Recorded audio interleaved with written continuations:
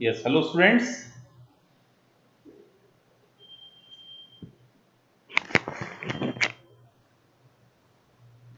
आज हम आपके सामने लेकर आ रहे हैं एक live interview all India 7th rank Kuldeep Singh NDA topper.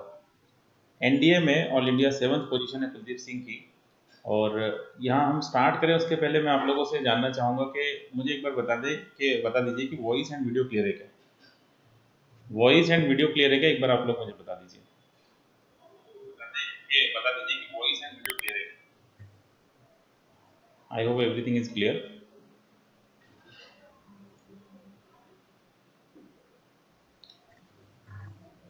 और जल्दी आप लोग भी शेयर कर दीजिए अपने इस लाइव इंटरव्यू को अपने और भी फ्रेंड्स के साथ। Jai Hind, all clear, very good. चलिए तो स्टार्ट करते हैं हम लोग।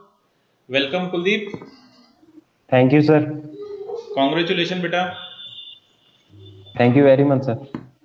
इतना बड़ा जो अचीवमेंट है तुम्हारा, इसके लिए तहे दिल से बहुत बहुत तुम्हें जो है बधाइयाँ हैं। और मैं यही चाहूँगा कि तुम्हें जो है अपने करियर में और ऊंचाइयाँ हासिल करनी है। ठीक है, तो हम अपने आज के इंटरव्यू को शुरू करते हैं। यहाँ पर काफ़ी सारे स्टूडेंट्स मेरे साथ जुड़े हुए हैं लाइव, और उनके कुछ क्वेश्चंस रहेंगे बीच बीच में, हम उन क्वेश्चंस को भी इंटरटेन करेंगे और जो वाजिब जवाब होंगे वो हमें देना है वहाँ पर डेफिनेटली। तो मैं यही कहना चाहूँगा इस जगह पर कि आपको आपको उनको प्रॉपर गाइड करना है कि कैसे वो प्रिपेयर करें, कैसे आपने प्रिपेयर किया था, है ना, किस तरीके से हम अपने आप को तैयार कर सकते हैं एनडीए जैसी एक बड़ी एग्जाम के लिए। ठीक है, तो मैं आपको ही चांस देता हूँ कि ज़्यादातर बातें आप करें, क्योंकि मेरी बातें बच्चे लोग रेगुलरली सुनते आए हैं। आपसे सुनना चाहते हैं कि आप कितने अच्छे से अपने आप को प्रिपेयर किए, किन परिस्थितियों का सामना किया। तो फर्स्ट ऑफ ऑल आप सबसे पहले अपने बारे में थोड़ा सा बताइए हमें कि आपका बेसिक एजुकेशन कहाँ से हुआ, और फिर आगे आपने कैसे क्या क्या जो है सफर तय किया, और कैसे इस बड़े मुकाम तक आप पहुंचे। Yes sir. Sir, I am Cadet Kuldeep Singh sir. Presently, I have completed my 12th class from Rashtriya Military School Dholpur. And sir, in my class 12th, I was the school cadet captain of our Rashtriya Military School Dholpur. Okay. Sir, if I talk about my family background, sir, I belong to a very humble family in sir Khedia village of Agra district in Uttar Pradesh, sir. Okay. Sir, now if I talk about sir how I prepared for my NDA, sir. Sir, firstly, sir, I had been studying in a private institution in Agra itself, sir, from my class 4th itself, sir. Sir, there on, sir, in my class 8th, sir, I appeared for common entrance test for admission into Rashtriya Military Schools. And there on, sir, in 9th class, I was admitted to Rashtriya Military School Dholpur. So I cleared my interview and medicals as well at that time, sir. Now, sir, the preparation, the moment, sir, I joined Rashtriya Military School Dholpur, sir, I had in my mind that I have to join NDA, but this was the best exposure, the most exposure that I could ever get in terms of my joining, my becoming an officer.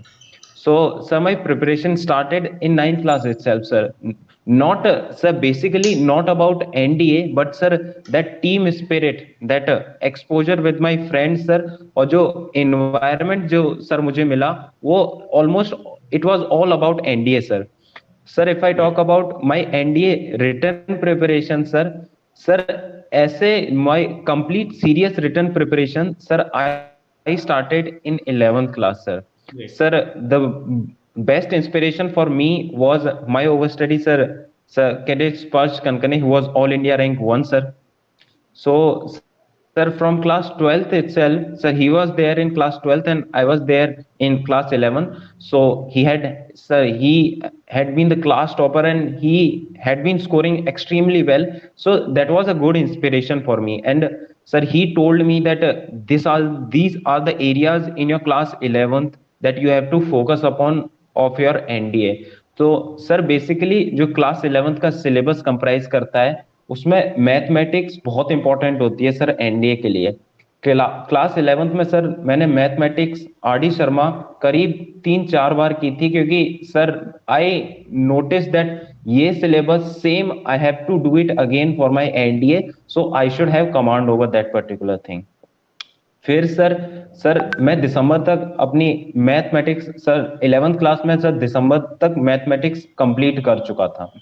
फिर sir जनवरी से sir मेरे house के भी मेरे seniors थे और मेरे school के सीनियर्स जैसे स्पर्श सर जो थे सर, उनसे मैंने उनके रेगुलर टच में रहा सर। मैंने क्लास 12th की सर उस टाइम पे मैंने खुद से आर डी शर्मा नहीं ली थी, लेकिन उनसे मैं क्वेश्चंस वगैरह पूछता था और आर डी शर्मा के मैं पर्टिकुलर चैप्टर्स वो मेरे को बताते थे कि ये ऐसे चैप्टर्स हैं, कुछ इंपॉर्टेंट चैप्टर्स जो मैं सर 11th क्लास में होते होते कर लेता। वो बोले ये इजी चैप्टर्स हैं, तुम जब तक 12th में आओगे इनको तो खत्म करके रखो।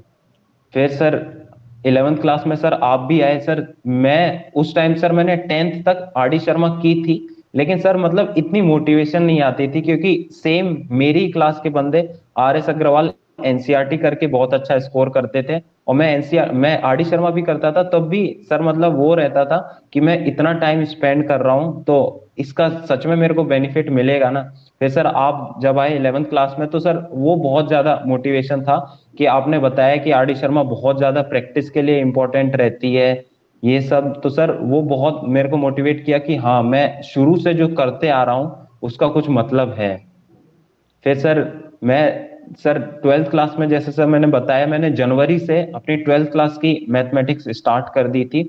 और सर मैं जो 12th क्लास के बेसिक चैप्टर्स थे सर, करीब मैं 14-15 जो बेसिक चैप्टर्स हैं सर, कैलकुलस को छोड़ के जो बेसिक बेसिक चैप्टर्स हैं वो सर मैं अप्रैल तक कर चुका था।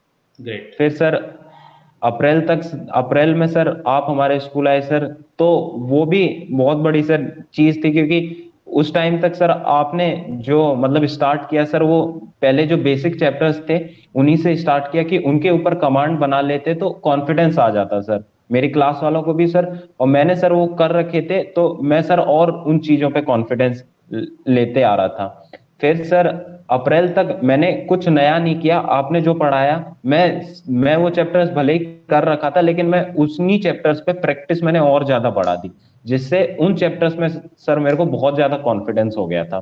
फिर बाकी के एक महीने में सर मैं अप्रैल के महीने ये किया और मई के महीने में सर मैंने अपना कैलकुलस खत्म कर लिया था सर। फिर सर मैं आपको रेगुलरली कॉल भी करता रहता था सर इसी के रिगार्डिंग कि सर मैं ऐसे ऐसे कर लिया हूँ।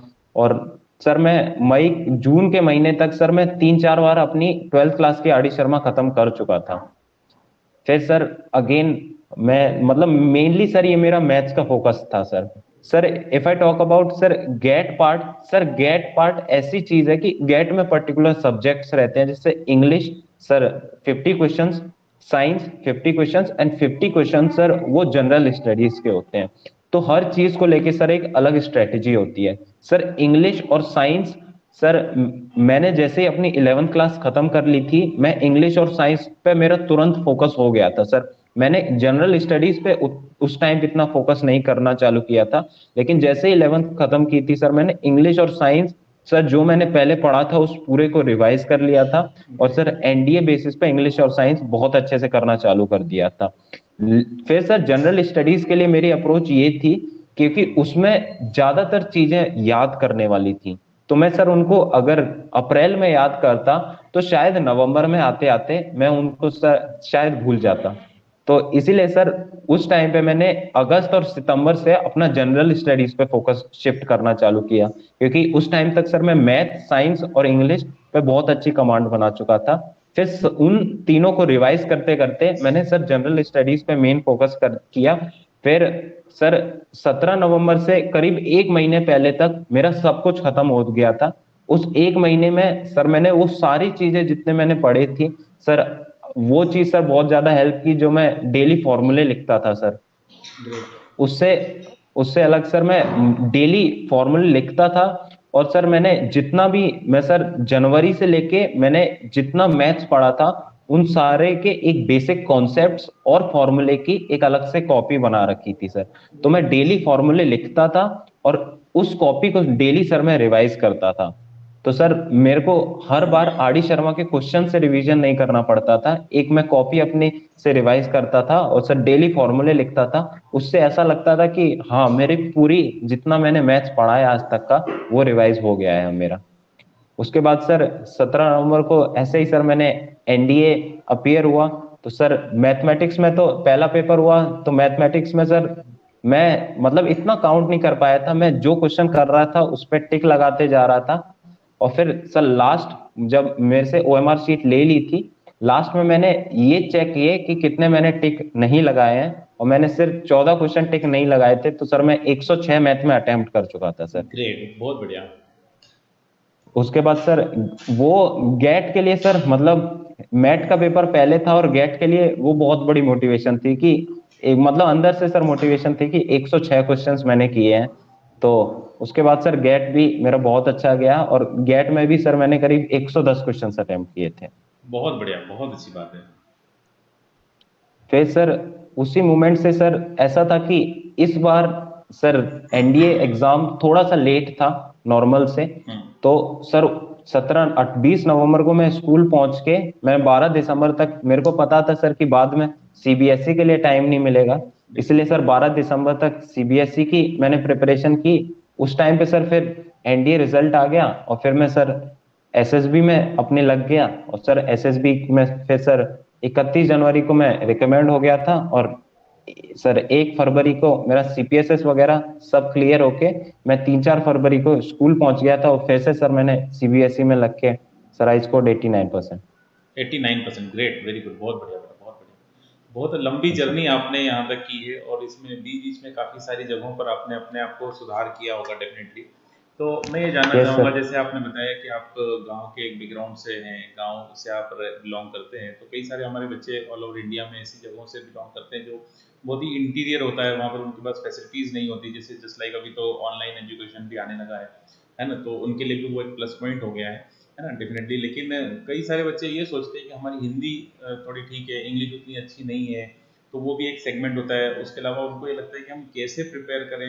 तो जैसे एक एक बैकग्राउंड होता है, गांव का बच्चा है, हिंदी मीडियम स्कूल से पढ़ा है, ज़्यादा कुछ जानता नहीं है, फौज के बारे में ज़्यादा कुछ आइडिया नहीं है, परिवार में कोई फौजी नहीं है, तो मतलब आप क्या कहना चाहेंगे कि कैसे बच्चे को अपने आप को लाइन अप करना चाहिए कि नहीं, मैं भी कर सकता हूँ।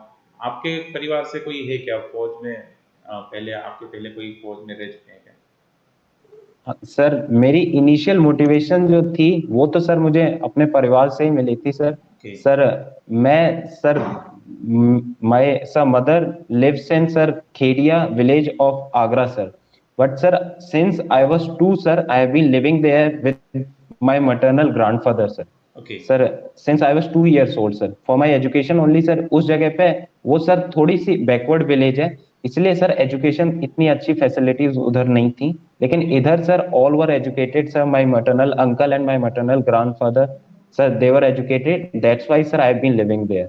सर मेरी इनिशियल मोटिवेशन थी सर, मेरे मैटरनल ग्रैंडफादर थे sir, he was there in sir armoured corps of Indian army sir. Okay. Sir, he was retired as a Subedar. And sir, my maternal uncle, sir, he is there in army, in corps of signals in Indian Army, sir.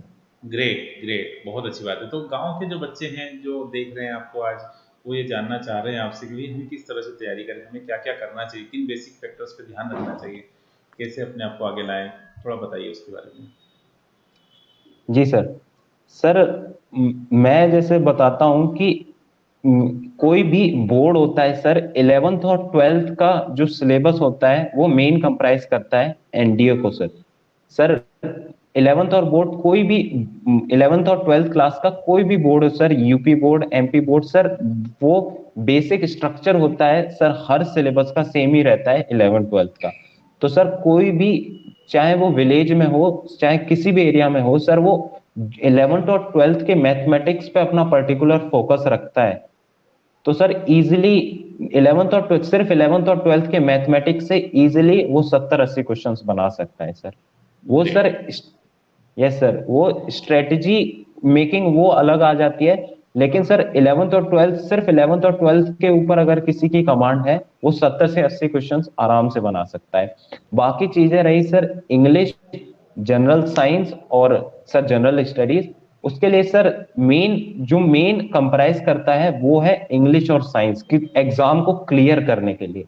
तो sir English के लिए particular books होती हैं, जैसे pathfinder sir, NDA pathfinder, English के लिए sir main focus उधर रहेगा। बाकी सर एसएसबी में जहां तक कोई ये सोचता है कि मेरे को इंग्लिश नहीं आती, मैं हिंदी में कम्युनिकेट करूंगा, तो सर मेरा इंस्टेंस था सर, मैं स्क्रीनिंग टाइम पे ऐसा हुआ था मेरे साथ कि मैं सर चेस नंबर 34 था, मेरे बगल में सर चेस नंबर 35 बैठा था। सर उसने क्या किया था सर, उसने स्क्रीनिंग में नरेशन जो दिया था वो पूरा हिंदी में नरेट की थी अपनी स्टोरी। ओ, और सर वो मेरे साथ स्क्रीन इन हुआ था, फिर उसका सर चेस नंबर स्क्रीनिंग के बाद चेंज होके 25 हुआ, और सर वो रिकमेंड हुआ था सर। ग्रेट ग्रेट, बहुत बढ़िया। तो ये एक बहुत बड़ा कंफ्यूजन, आई होप मेरे सारे स्टूडेंट जो ऑनलाइन अभी जुड़े हुए हैं मेरे साथ, उनको ये क्लियर हुआ होगा कि मैटर ये नहीं करता कि आपका मीडियम हिंदी इंग्लिश आप बोल पाते हैं, हिंदी इंग्लिश ये वाला मैटर नहीं करता। कॉन्फिडेंस लेवल और आपके अंदर वो क्वालिटीज़ होनी चाहिए जिन क्वालिटीज़ की वो जांच करना चाहते हैं आपसे, और ये देखना चाहते हैं कि आप इन क्वालिटीज़ को लेकर आगे जाते हैं आपको। और अगर हम ट्रेनिंग प्रोवाइड करते हैं तो उस ट्रेनिंग को आप लोग जो है अच्छे से इम्बाइब कर पाते हैं और आगे अपने आप को डेवलप करते हैं और फौज के लिए अच्छे अधिकारी बन पाते हैं। तो ये बहुत ही अच्छी बात आपने हमें बताई। हिंदी इंग्लिश वाला एक काफ़ी बड़ा कन्फ्यूजन बच्चों के अंदर रहता है, तो बहुत बढ़िया, आपने बहुत अच्छा बताया है।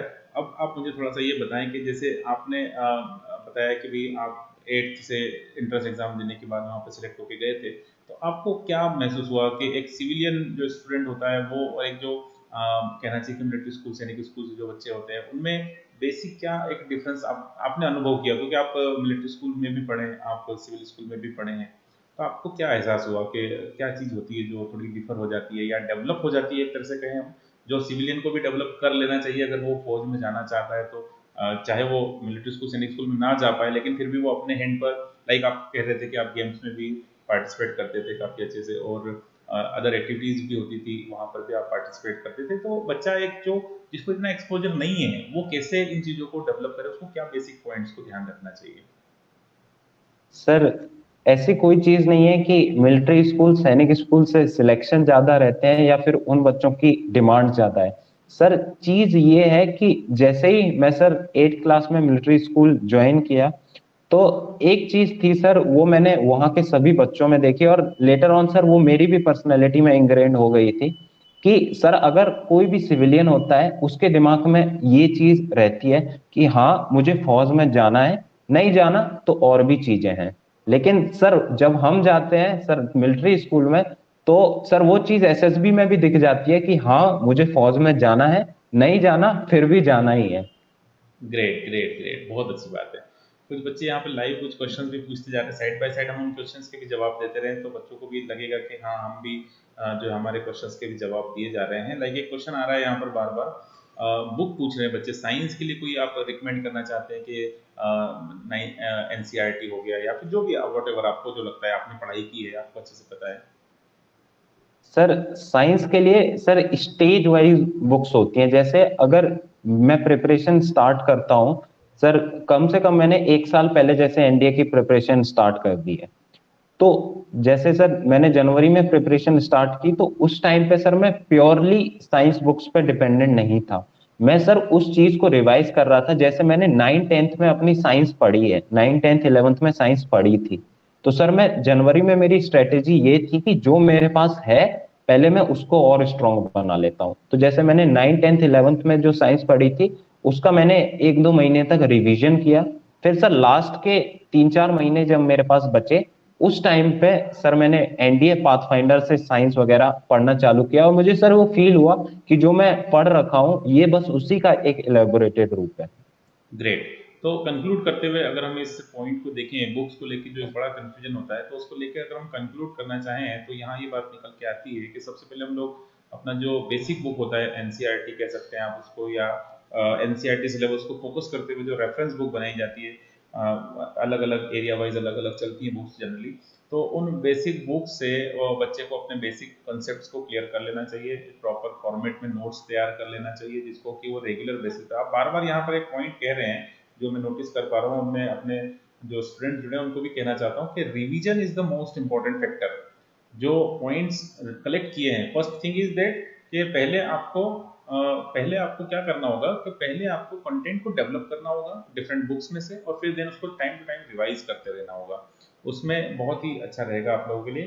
तो दूसरा एक फैक्टर यहाँ पर आ रहा है, कुछ बच्चे, मैंने बताया था स्टार्टिंग में कि कुछ बच्चे यहाँ पर हमारे साथ ऐसे जुड़े हैं जो अभी एसएसबी की प्रिपरेशन कर रहे हैं, और कुछ बच्चे ऐसे जुड़े हैं जो रिटर्न की भी तैयारी कर रहे हैं, तो डेफिनेटली हम लोग स्विच करते रहेंगे दोनों ही मैटर पे। तो एक क्वेश्चन मेरे पास यहाँ पर हाँ सर। बार बार आ रहा है, मैं उसको आपके साथ शेयर कर लेता हूँ। बच्चा ये पूछ रहा है कि अभी वर्तमान कंडीशन में जैसे वो एसएसबी की प्रिपरेशन कर रहा है तो उसको क्या एक प्रॉपर स्ट्रेटेजी फॉलो करना चाहिए अगर वो अभी घर पे है, कहीं सपोर्ट नहीं ले रहा है, तो उसको किस तरह से अपने आप को प्रिपेयर करना चाहिए? लाइक फिजिकल हो गया, लाइक मेंटल एबिलिटीज हो गई, है ना, जो भी क्वालिटीज होती है 15 ऑफिसर लाइफ क्वालिटीज होती है, उनके लिए भी उसको किस तरीके से तैयार अपने आप को करना चाहिए? सर बेसिक चीज है सर, बेसिक यही चीज है एसएसबी में कि सर इंग्लिश इतना ज्यादा मैटर नहीं करती। सर एसएसबी में बोला भी जाता है कि English is only a mode of communication. English इस चीज का कोई तर्क नहीं है, इस चीज का कोई एविडेंस नहीं है कि आपके अंदर कितनी क्वालिटीज हैं। इंग्लिश सिर्फ सर एक मोड ऑफ कम्युनिकेशन है। तो बेसिक चीज सर वो चीज मैटर करती है, वो है कॉन्फिडेंस। तो सर कॉन्फिडेंस के लिए ये बहुत मैटर करता है कि जैसे सर जैसे मैं घर पे भी हूँ तो मेरे कुछ फ्रेंड्स होंगे, तो सर मैं एक ग्रुप वीडियो कॉल उनके साथ डेली कर सकता हूँ, वो भी मेरे साथ कर सकते हैं, जिससे मैं सर एक डेली एक लेक्चरेट प्रिपेयर कर सकता हूँ, डेली किसी टॉपिक पे बोल सकता हूँ उनके आगे। तो सर वो मैं एक 8 लोगों के सामने बोलूंगा तो वो बहुत ज्यादा कॉन्फिडेंस देता है। दूसरी चीज सर साइकोलॉजी के लिए तो यही है कि हम सर प्रैक्टिस कर सकते हैं, बाकी तो जो भगवान ने हमको साइकोलॉजी दी है मेन वही मैटर करता है सर। सर जीटीओ वगैरह के लिए सर फिजिकल फिटनेस बहुत ज्यादा मैटर करती है, लेकिन फिजिकल फिटनेस से ज्यादा मैटर करता है सर जीटीओ एक ग्रुप टास्क होता है। सर शुरू की ज्यादातर 5-6 एक्टिविटीज में जिनमें मेन कोई बंदा असेस होता है वो सारी ग्रुप की एक्टिविटी होती हैं, और सर उनमें फिजिकल एक्टिविटी इतना नहीं मैटर करती, बल्कि आपका ग्रुप के साथ कितना इंटरेक्शन है वो ज्यादा मैटर करता है सर।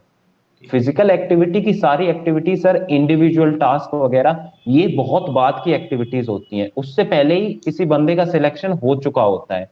वो तो बस इसलिए होती है कि हाँ अभी भी कोई बंदा अगर बच गया है कि हाँ थोड़ा सा डाउटफुल केस है इसका शुरू की एक्टिविटीज में, तो इसकी फिटनेस भी देख ली जाती है। ओके। बाकी सर एक्टिविटीज का जो जो असेस किया जाता है वो तो शुरू में ही हो जाता है, जो कि ग्रुप के साथ जितनी एक्टिविटीज होती हैं शुरू में सर ग्रुप डिस्कशन, जब ग्रुप वालों को चांस देना है, खुद बोलना है, अपने पॉइंट से ग्रुप को इन्फ्लुएंस करना है। फिर सर ग्रुप प्लानिंग एक्सरसाइज जो होती है उसमें सर अपने वैल्यूएबल पॉइंट्स देने हैं, और दूसरों के सिर्फ अपने पॉइंट्स नहीं देने, दूसरों के पॉइंट्स जितने ज्यादा हम सुन सकते हैं उतने ज्यादा अपने ग्रुप प्लान में इंक्लूड करने हैं। फिर फिर सर एक होती है प्रोग्रेसिव ग्रुप टास्क पीजीटी। तो सर उसमें भी ग्रुप के साथ जितना इंटरेक्शन होता है उतना बहुत ज्यादा बेनिफिट करता है सर जीटीओ में।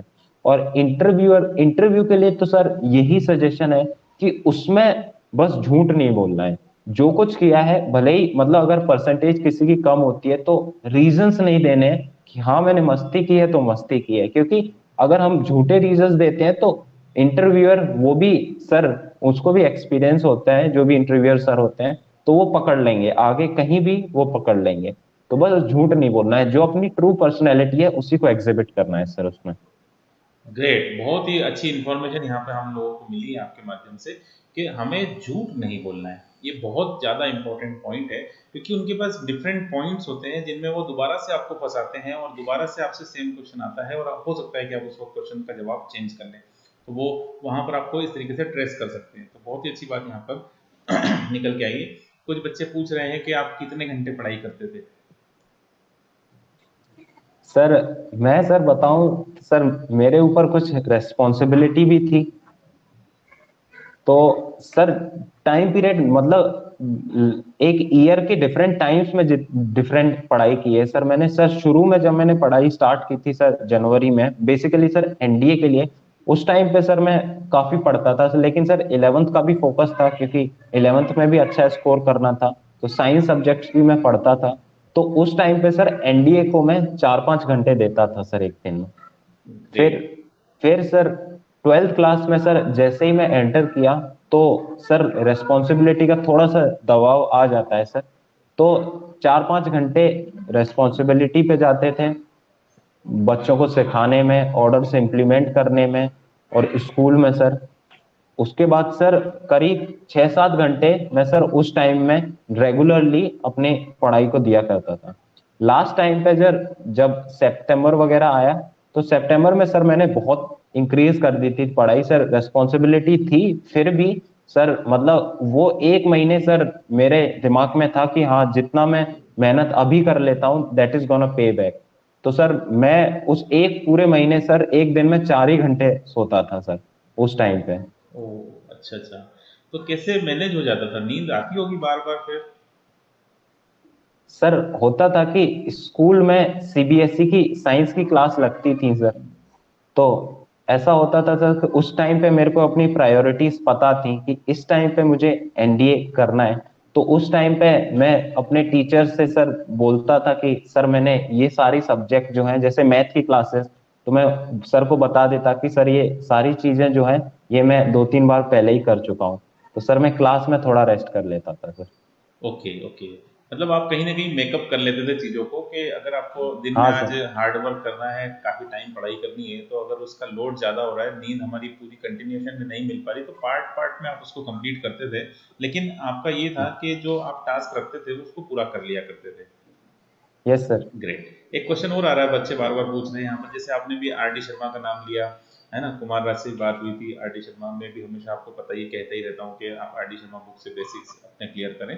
तो क्या लगता है आपको, R D Sharma book is enough for selection point of view, या फिर हम ऐसा समझे कि आर डी शर्मा बेसिक्स अच्छे क्लियर कर देगा और फिर उसके बाद फिर हम फर्दर हमें आगे और भी कुछ बुक्स करनी चाहिए? क्या सजेस्ट करते हैं बच्चों को आप? सर अगर किसी को अपना सिलेक्शन श्योर करना है तो सर 2 बार अगर वो आर डी शर्मा कर लेता है तो उसका सिलेक्शन नहीं सर, मैं बता रहा हूँ 80 क्वेश्चंस अगर वो बहुत अच्छे से कमांड किया आर डी शर्मा के ऊपर, 80 क्वेश्चन बहुत आराम से बन जाएंगे सर। ग्रेट। सर अगर सिर्फ और सिर्फ आर डी शर्मा से, सर मैं कई साल के पेपर भी एनालाइज किया हूँ सर, आर डी शर्मा से जो लेवल 1 के क्वेश्चंस होते हैं लेवल 2 से सर इतना नहीं होते हैं इसमें। लेवल 1 के क्वेश्चन सर सीधे सीधे उठा के एनडीए में आते हैं सर क्वेश्चंस। फिर ग्रेट। सर अगर किसी को और ज्यादा रैंक वगैरह के लिए पढ़ना है उसके लिए सर वो कर सकता है अदर बुक सर, जैसे आर एस अग्रवाल है, एनडीए एन ए मैथमेटिक्स है सर, मंजुल त्यागी। सर वो रैंक के लिए और पढ़ना है तो वो कर सकता है। लेकिन सर अगर सिर्फ 70-80 क्वेश्चन सिलेक्शन, तो सर आर डी शर्मा अगर वो कर लेता है तो बहुत श्योर है सर। डेफिनेटली। बीच में एक बार आपने बताया कि आप डेली फॉर्मूला राइटिंग किया करते थे। थोड़ा इसको प्रॉपर यस वे में सर। समझाएं कि एग्जैक्टली ये क्या चीज़ है, कब से आपने शुरू किया, है ना, कैसे आपको इन्फ्लुएंस मिला, क्या क्या किया, एक डिटेल में थोड़ा सा बताएं, ताकि जो बच्चे मुझे भी नहीं जानते हैं, आपको भी नहीं जानते, लेकिन वो आज हमारे लाइव इंटरव्यू में बैठे हैं, तो उनको भी एक क्लियरिटी आए कि हाँ भाई ये एक प्रोसेस होती है, इसको इस तरीके से हम लोग फॉलो कर सकते हैं, और उससे क्या डेवलपमेंट्स आपने महसूस किए हैं, वो थोड़ा बताएं बच्चों को। सर जब आप 11th में आए थे उससे पहले मेरे को भी नहीं पता था इस चीज के बारे में, और सर मैं और अच्छा कर सकता था अगर ये चीज मुझे और पहले से पता होती सर। इस उस टाइम पे सर ऐसा होता है कि कोई भी बंदा कितना भी पढ़ने वाला हो, थोड़ा सा ओवर कॉन्फिडेंस हमेशा सर हार्मफुल रहता है। तो सर मेरे साथ भी होता था, मैं कोई भी चैप्टर कर लेता था फिर मैं सीधा आगे चैप्टर पे पहुंच जाता था विदाउट केयरिंग कि वो चैप्टर का क्या मेरे को पढ़ना है। उस चैप्टर का सर मेरे दिमाग में रहता था कि हाँ वो चीज तो मैंने पहले ही कर ली है। तो सर उस चीज को सर फिर मैं लास्ट में रिवीजन करता था, फिर से शुरू से स्टार्ट करता था, जिसमें बहुत ज्यादा टाइम लग जाता था सर, मतलब वही सेम क्वेश्चंस में दोबारा रिपीट करता था। फिर सर मैं सर आप जब आए थे तो मैं फॉर्मूले आप बोले थे तो मेरा मतलब शुरू में मन नहीं करता था कि क्या इसमें टाइम वेस्ट कर रहा हूं मैं, इससे अच्छा और मैं क्वेश्चंस करूंगा और 50 क्वेश्चंस बना लूंगा। लेकिन सर मैं जबरदस्ती खुद को फोर्स करता था कि मैं करता हूँ। फिर सर उसके बाद सर आदत सी अपने आप हो गई थी, और सर जब मैं मिड टर्म भी अपियर किया तो मतलब मैं फॉर्मूला डेली लिखता था, अपने फॉर्मूला की कॉपी रिवाइज करता था। फिर सर मैथ की बुक करने का मन नहीं करता था, सोचता था कि हाँ ये चीज तो मैं डेली फॉर्मूले में लिखता हूँ। तो सर बेस्ट रिवीजन का ऑप्शन रहता है बेस्ट, कि एक चीज सर जो हम पहले कर रखे हैं उसको फिर भूलते नहीं है सर। लेकिन अगर हम नॉर्मली ऐसे दिमाग में जो रहता है कि हाँ ये चैप्टर मैंने कर लिया है अब मैं आगे बढ़ता हूँ, लेकिन सर फॉर्मूले जो लिखते हैं कि हाँ, तो ऐसा लगता है कि डेली मैं हर दिन वो 30 चैप्टर्स को दोबारा कर रहा हूँ। Okay great. बहुत ही बढ़िया बात यहाँ पर आपने बताई। तो क्या लगता है आपको, आपने जैसे इतनी बड़ी मेहनत की है फॉर्मूलों के ऊपर, तो डायरेक्ट फॉर्मूला बेस्ड क्वेश्चन भी आपने देखे होंगे, वहाँ पर मिलते हैं क्या? हाँ सर, मैं कई बार देखा हूँ सर। इसी बार सर मैं अपीयर किया एनडीए के लिए, तो इस बार भी सर मैंने बहुत सारे क्वेश्चंस जो सिर्फ फॉर्मूला बेस्ड थे सर। सर पहली बात सर, जैसे मैं अप्रैल वाला जो एग्जाम देखा था, जो जब मैं सर 11th क्लास में था उस टाइम पे, तो सर वो अप्रैल वाला एग्जाम देखा था। तो सर मैं फॉर्मूला उस टाइम पे आदत हो गई थी सर मुझे कि फॉर्मूला डेली लिखने हैं लिखने हैं। तो सर जो फॉर्मूले, कुछ फॉर्मूले जो होते थे जो मेरे को समझ में भी नहीं आते थे, लेकिन फॉर्मूला शीट में मेरे को रटे हुए थे कि हाँ ये फॉर्मूला है तो मेरे को रटना है। तो वो फॉर्मूले सर, उसी फॉर्मूले के ऊपर सर जो मेरे सीनियर्स एग्जाम अपीयर किए थे तो मेरे को दिखता था कि हाँ ये क्वेश्चन तो मैं फॉर्मूले में याद किया हूँ। तो सर बहुत सारे ऐसे क्वेश्चंस थे जो भले ही मेरे को समझ में नहीं आते थे, लेकिन मुझे फॉर्मूले याद रहते थे, मैं फिर भी अटेम्प्ट कर देता था कि हाँ इसका ये फॉर्मूला है। ओके, बहुत बहुत अच्छी बात है। तो क्या आपको ऐसा लगा कभी कि ये एक सिस्टम जो आपने फॉर्मूलों का फॉलो किया था, तो इस सिस्टम को आपने फिर दूसरे किसी सब्जेक्ट में भी मतलब फॉलो किया या डेवलप किया, वहाँ पर भी कुछ कैसे कुछ उसमें सर एडिशनल हेल्प ली? मैं सर अपनी पूरी एनडीए प्रिपरेशन में हर चीज में इस चीज को फॉलो करता था। ऐसा होता था सर, पहले मैं जैसे ज्योग्राफी भी मैं पढ़ता था, मैं इंग्लिश साइंस वगैरह जो कुछ भी पढ़ता था, तो सर मेरे साथ ऐसा होता था कि मैं एक बार इंग्लिश पढ़ लिया, उसके बाद सर मतलब फिर मैं दोबारा स्टार्ट करता था तो शुरू से स्टार्ट करता था। कुछ पॉइंट्स होते थे जिन पे मैं हमेशा अच्छे से ही अपनी काबिलियत हासिल कर लेता था। कुछ पॉइंट्स होते थे जो मेरे को इतना अच्छे से नहीं आते थे, तो सर मैं उसी चीज के लिए सर नोट्स टाइप बनाता था। सर मैं अपने 12th में भी सर यही किया, जब क्लासेस चलती थी तो मैं हर चीज को इतना अच्छे से नहीं लिखता था। कुछ फॉर्मूलेज वगैरह जो होते थे जैसे फिजिक्स में सर, तो उनको बहुत अच्छे से लिखता था सर मैं। सर फिजिक्स में मैं पूरे साल फॉर्मूले की प्रैक्टिस नहीं किया, लेकिन सर अपने सीबीएसई प्रिपरेशन के टाइम पे मैं डेली फिजिक्स और केमिस्ट्री के फॉर्मूले टाइप तो लिखा ही करता था sir. Sir sir inorganic chemistry sir वो पूरी फॉर्मूले के ऊपर ही बेस्ड है सर। पहले 12th क्लास के शुरू के चैप्टर्स जो है वो सारे फॉर्मूलेज के ऊपर बेस्ड है। बाकी सर फिजिक्स में यही है कि डेरिवेशंस बाद में आते हैं, लेकिन वो डेरिवेशंस वो फॉर्मूले से डिराइव्ड होके डेरिवेशन बनते हैं सर। डेफिनेटली बहुत हेल्प मिली आपको यहाँ पर फॉर्मल राइटिंग से। मैं ये कहना चाह यस रहा सर। था कि यहाँ पर जैसे इंग्लिश काफ़ी बच्चों की बड़ी परेशानी रहती है, तो मतलब आपका सफ़र कैसा रहा इंग्लिश को लेके? थोड़ा बताएं शुरू से कि क्या रहा सीन, आपके साथ क्या हुआ? मैं सर मिलिट्री स्कूल में आने से पहले मेरी भी इंग्लिश सर इतनी अच्छी नहीं थी सर। वो सर वो मैं एक्सपोजर जो मिला उसकी वजह से मेरी स्पीकिंग और सर राइटिंग और अच्छी हो गई। लेकिन सर इंग्लिश मैं सर बताता हूँ कि इंग्लिश एनडीए के अगर पर्सपेक्टिव से देखें, एनडीए रिटन एग्जाम से, तो सर इंग्लिश उसमें बहुत टफ नहीं आती है सर। इंग्लिश सिनोनियम्स एंटोनियम्स वो सारे बेसिक लेवल के रहते हैं। और सर अगर कोई एक महीने भी बहुत अच्छे से एनडीए पाथफाइंडर या फिर कोई भी बुक जो है एक महीने में बहुत अच्छे से कर लेता है, उसके जो बेसिक रूल्स हैं उन सब के ऊपर, एक रूल के ऊपर कम से कम 10 क्वेश्चन वो अगर कोई कर लेता है, तो सर एनडीए रिटर्न की इंग्लिश निकालना बहुत बड़ी चीज नहीं है सर। 50 क्वेश्चन में से कोई 40 क्वेश्चन बहुत आसानी से बना सकता है। फिर सर एसएसबी के पर्सपेक्टिव से इंग्लिश सर इतनी ज्यादा मैटर नहीं करती है, लेकिन सर चीज जो मैटर करती है कि हम भले ही हिंदी बोलते हो लेकिन हमारे आसपास वाले इंग्लिश बोलते हैं, तो हम थोड़ा सा अंडर कॉन्फिडेंट हो जाते हैं कि बाकी सब इंग्लिश बोल रहे हैं और मैं हिंदी बोल रहा हूँ, क्या मेरा सिलेक्शन होगा, क्या सिलेक्शन होगा। तो सर जो मेरे ग्रुप में एक बंदा था सर, वो ग्रुप प्लान में भी आइडियाज अपने हिंदी में दिया था सर। उसने एक दो बार बोला, लेकिन एक दो बार अपने हिंदी में इतने अच्छे आइडियाज दिए कि सर लास्ट में जाके वो रिकमेंड हुआ था। तो सर इंग्लिश इतना ज्यादा मैटर नहीं है। इंग्लिश सर सिर्फ ये बताती है कि हाँ ये हम आपस में एक मोड ऑफ कम्युनिकेशन है। लेकिन सर मतलब बेस्ट जो चीज है सर, मैं भी अपने इंटरव्यू की एक चीज बताता हूँ कि मुझे एक एसआरटी मिली थी कि सिचुएशन रिएक्शन टेस्ट, कि आप ट्रेन में हैं, ट्रेन में आग लग गई है। तो सर उस टाइम पे मैंने ये चीज फील की थी कि अगर इस क्वेश्चन को मैं इंग्लिश में बताऊंगा तो मैं इंग्लिश को फ्रेम करने में टाइम लग सकता है मुझे। मैं वो चीज जो है सर हिंदी में बताया, इंटरव्यूइंग ओके। ऑफिसर को मैं खुद हिंदी में बताया कि सर सबसे पहले मैं ये चीज करूंगा, फिर ये चीज करूंगा। फिर सर इंटरव्यूइंग ऑफिसर ने मेरे से पूछा भी कि तुमने पूरा इंटरव्यू इंग्लिश में दिया और ये चीज तुमने हिंदी में क्यों बोली थी। तो सर मैंने उनको समझाया था कि सर इंग्लिश, मैं आपसे कम्युनिकेट कर रहा हूँ अपनी सारी डिटेल्स, वो सर इंग्लिश में ठीक है, लेकिन सर ये चीज जो है ये बहुत लोगों की लाइफ इसमें कंसर्न्ड है।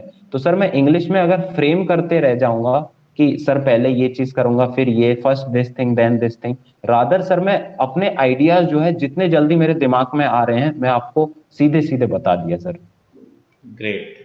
बहुत अच्छी बात आपने यहाँ पर बताई बच्चों को। काफ़ी बच्चे कंफ्यूजन में थे कि कैसे करेंगे, क्या होगा, कैसे होगा। चलिए, बहुत अच्छी बात है। अभी जैसे हम बात कर रहे थे फॉर्मूलों की राइटिंग को लेकर, डीएफटी, है ना, तो इंग्लिश में आपने अपने इंग्लिश को इम्प्रूव करने के लिए रिटन एग्जामिनेशन के दौरान या फिर इंटर एसएसबी के लिए, उस दौरान भी आपने इसी सिस्टम को डीएफटी टाइप कुछ बनाया था, इंग्लिश के लिए बनाया था कि कुछ ऐसा, कैसे हाँ करते थे? सर, रिटर्न प्रिपरेशन को भी लेके सर मैं क्या करता था कि सर मैं न्यूज़पेपर पढ़ता था, तो न्यूज़पेपर को पढ़ता था सर, मैं डेली वर्ड्स लिखता था सर, मैं नए नए वर्ड्स लिखता था सर, हफ्ते में 6 दिन वर्ड्स लिखता था मैं, और संडे के दिन वो 6 दिन वर्ड्स को मैं रिवाइज करता था, 6 दिन के जितने वर्ड्स होते थे सर मेरे। और सर मतलब मैं लिखता था और मतलब 10 वर्ड भी मैं डेली लिखता था।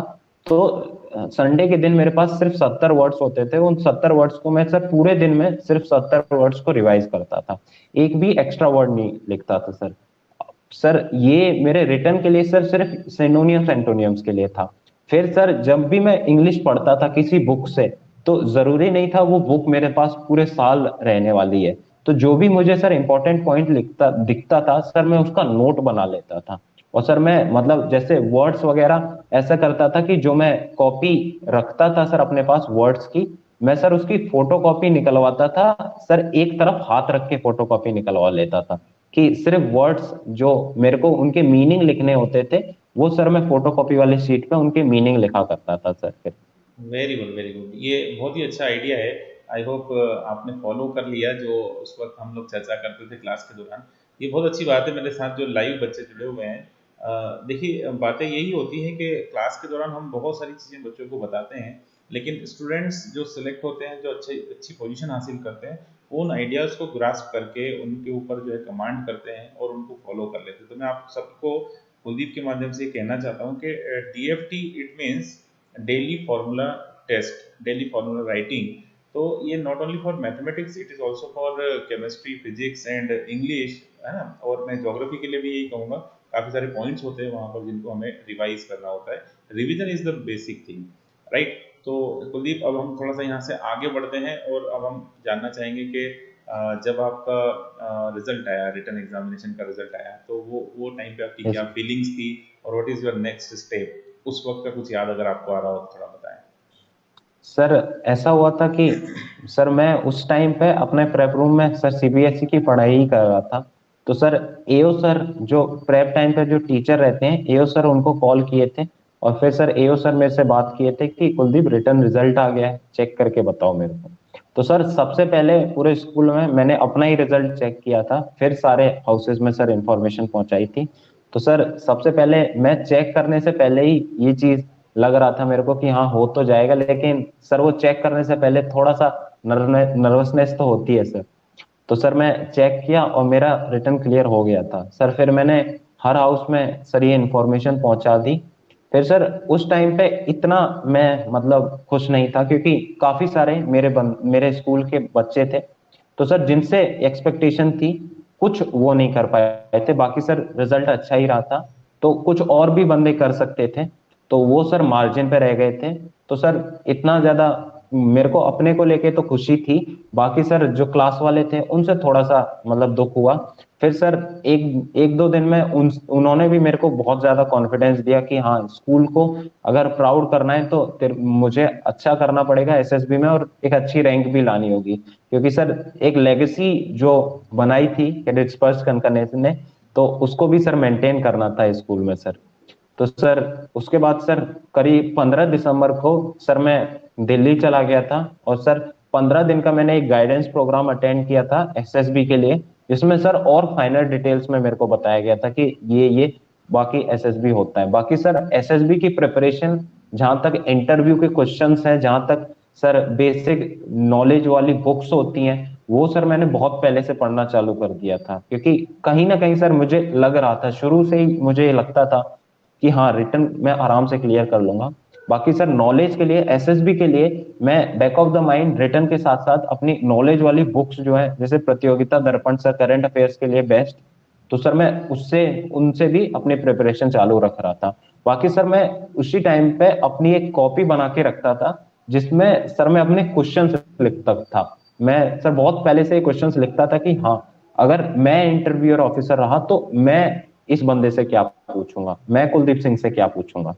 तो सर मैं वो कॉपी में खुद से ही फिर आंसर लिखा करता था। और सर ऐसा होता था कि मैं जो अप्रैल में आंसर लिखा हूँ, सितंबर में उससे भी अच्छा मेरे पास आंसर आ जाता था।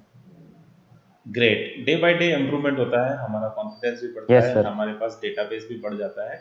तो सेम क्वेश्चन के डिफरेंट आंसर्स डेफिनेटली आना लाजमी है, ज़रूर है कि समय के साथ आंसर बदलते हैं। तो बहुत ही अच्छी बात आपने यहाँ पर बताई। अब ये बताइए कि आपने जो एसएसबी जब दिया तो उसका एक प्रोसेस थोड़ा सा बताएं बच्चों को। कई बच्चों को बहुत कन्फ्यूजन होता है कि एग्जैक्टली होता क्या है, एसएसबी किस तरह से कंडक्ट किया जाता है। कई बच्चे रिटन एग्जाम को फाइट करके अच्छे से कर लेते हैं, लेकिन उनको पता नहीं होता बेसिक्स के मतलब क्या होगा, कितने दिन का होता है, क्या क्या उसमें सिस्टम होता है, प्रोसेस क्या चलती हैं, और कैसे वहाँ पर अपने आप को स्टैंड करना है। क्योंकि कहते हैं लोग कि day one is the very crucial day, वहाँ से अगर आगे बढ़ जाते हैं तो ठीक रहता है। फिर उसके बाद भी हालांकि हर दिन क्रूशियल होता ही होता है डेफिनेटली। तो वो जो एक सेगमेंट आपके साथ गुजरा, आपने कैसे कैसे हर दिन को मेंटेन किया, क्या क्या प्रोसेस वहाँ पर होती है, वो स्टेप बाय स्टेप थोड़ा सा बताएं ताकि बच्चों को थोड़ी जानकारी मिल सके। Yes sir. सर पहली चीज तो ये है, मैं सर एक एयरफोर्स के एसएसबी सेंटर पे गया था मैसूर में सर। तो सर एयरफोर्स और आर्मी का एसएसबी जो होता है वो डे वाइज थोड़ा सा डिफरेंट हो जाता है, बाकी सर प्रोसेस पूरा सेम रहता है। तो सर पहले दिन मेरी स्क्रीनिंग हुई थी सर। मैं जैसे 6 बजे सर मेरी रिपोर्टिंग हुई सर, 27 जनवरी को 6 बजे सुबह में रिपोर्ट किया। और सर 7 बजे तक सारे डॉक्यूमेंट्स वगैरह चेक होके सर 7:30 बजे से स्क्रीनिंग चालू हो गई थी।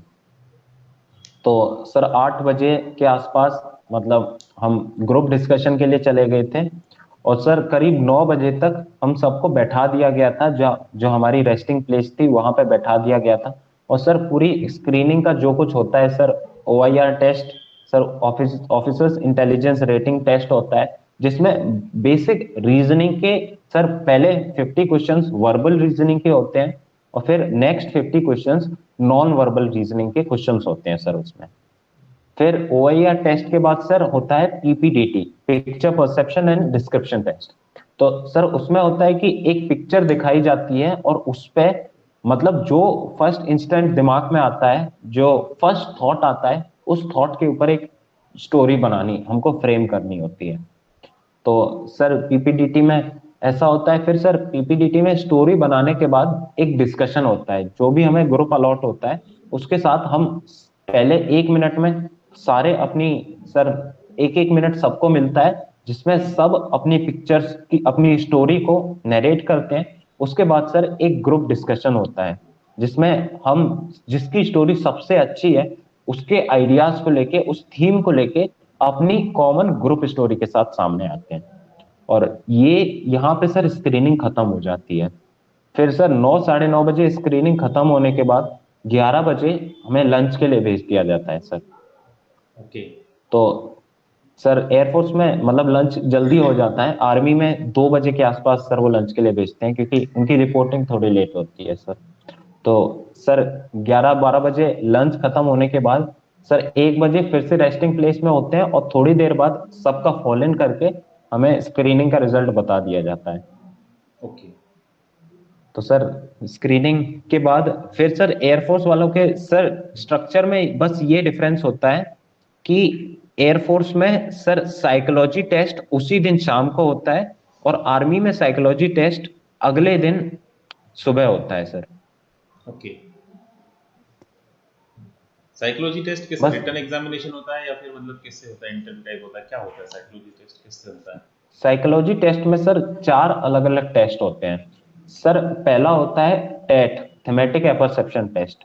सर उसमें क्या होता है कि 12 पिक्चर्स, सर 11 पिक्चर्स हमको दिखाई जाएंगी, 11 स्लाइड्स दिखाई जाएंगी स्क्रीन पे, और 11 स्लाइड्स में अपनी लाइफ के बेस्ट मोमेंट से हमको एक स्टोरी फ्रेम करनी होती है।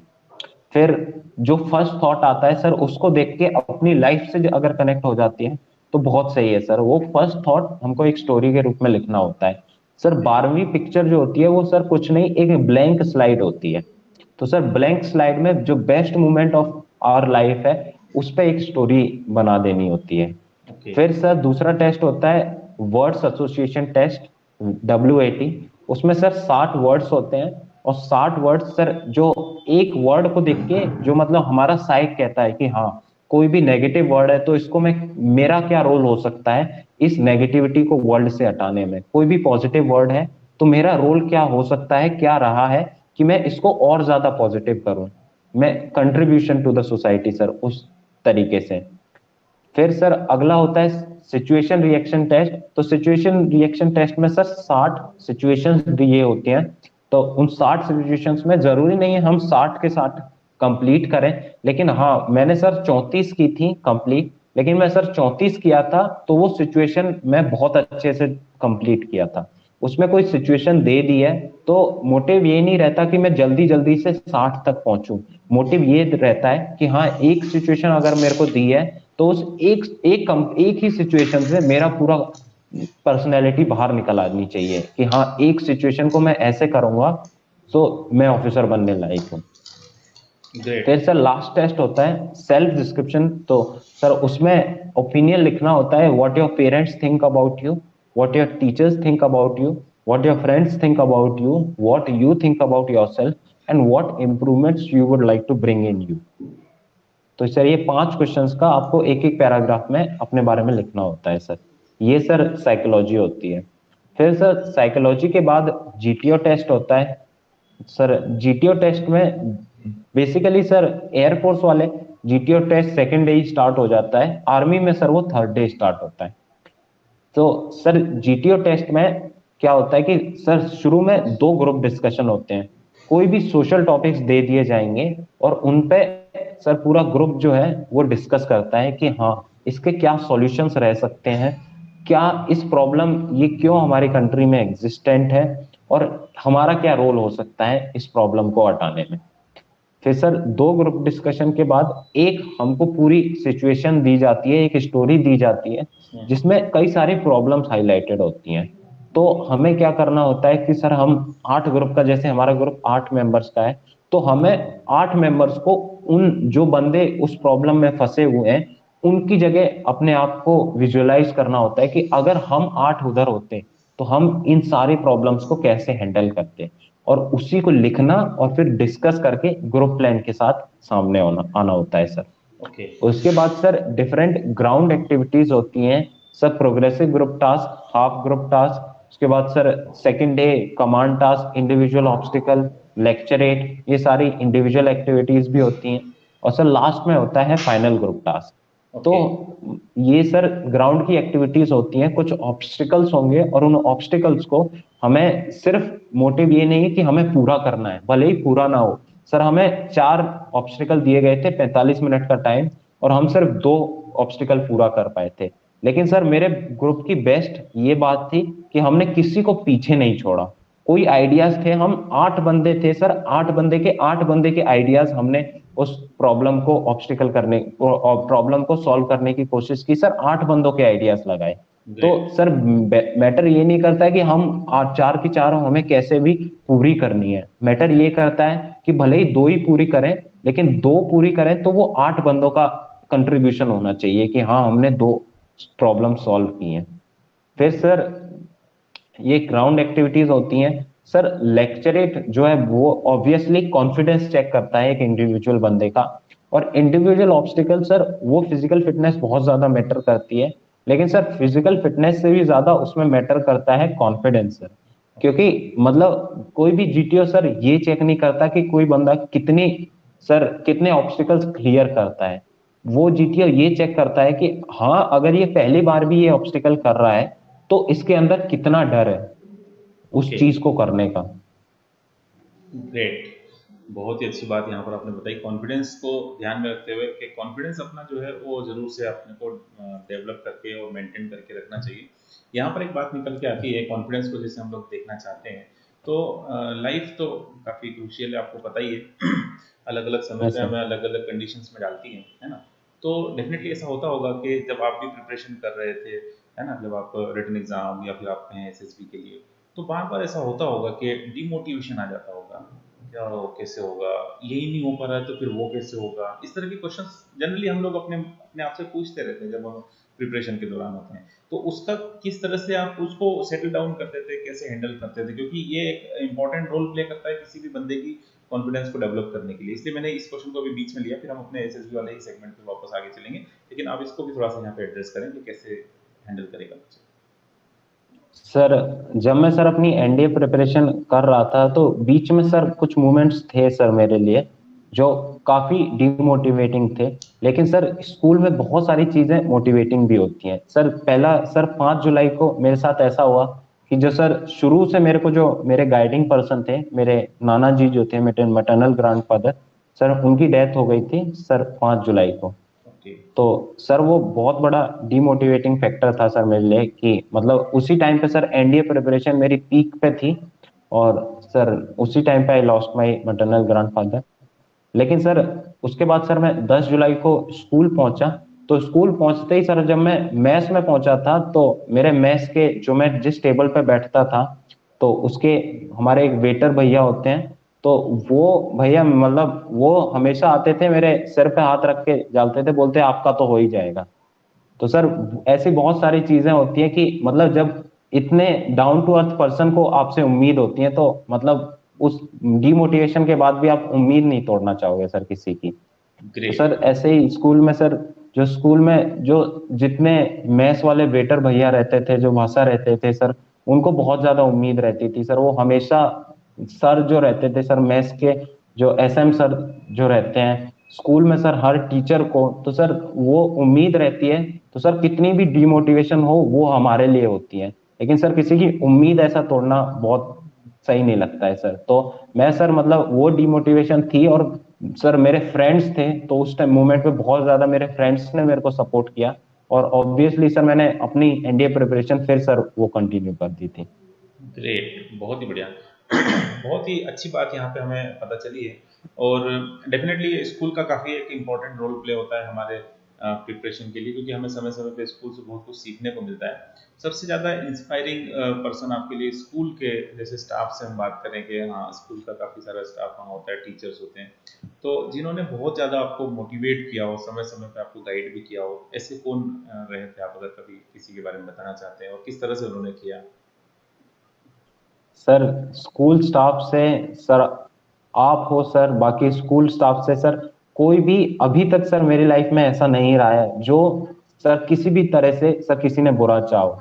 सर बहुत सर मैं सर जिस भी मोमेंट पे सर मेरे से ये सवाल पूछा जाता है सर, मैं एसएसबी भी मैं भी मेरे से पूछा गया तो सर मैं तभी भी यही रिप्लाई दिया कि मतलब कोई बंदा अगर इतने एफर्ट्स अपने डाल रहा है कि कोई जरूरत नहीं है उसको इतने एफर्ट्स डालने की। मतलब कोई बंदा पढ़ा सकता है, पढ़ा के जा सकता है, खाना खिला सकता है, खाना खिला के जा सकता है, लेकिन कोई बंदा इतने एफर्ट्स डालता है कि सर उससे उसका मोटिव ये नहीं कि मेरा सिलेबस पूरा हो, उसका मोटिव सर ये रहता है कि बच्चों तक कैसे मैं अपनी नॉलेज को पहुंचा पाऊं। तो सर स्कूल के सारे टीचर सर, स्कूल का math staff sir, school staff के सारे टीचर सर बहुत बहुत ही अच्छा रोल प्ले किए सर मेरी लाइफ में सर। मैं sir this is all I want to say that whatever I am sitting before you with all India rank 7 and whatever laurels that I have yet to bring to my school in my life, sir I owe it to my school sir.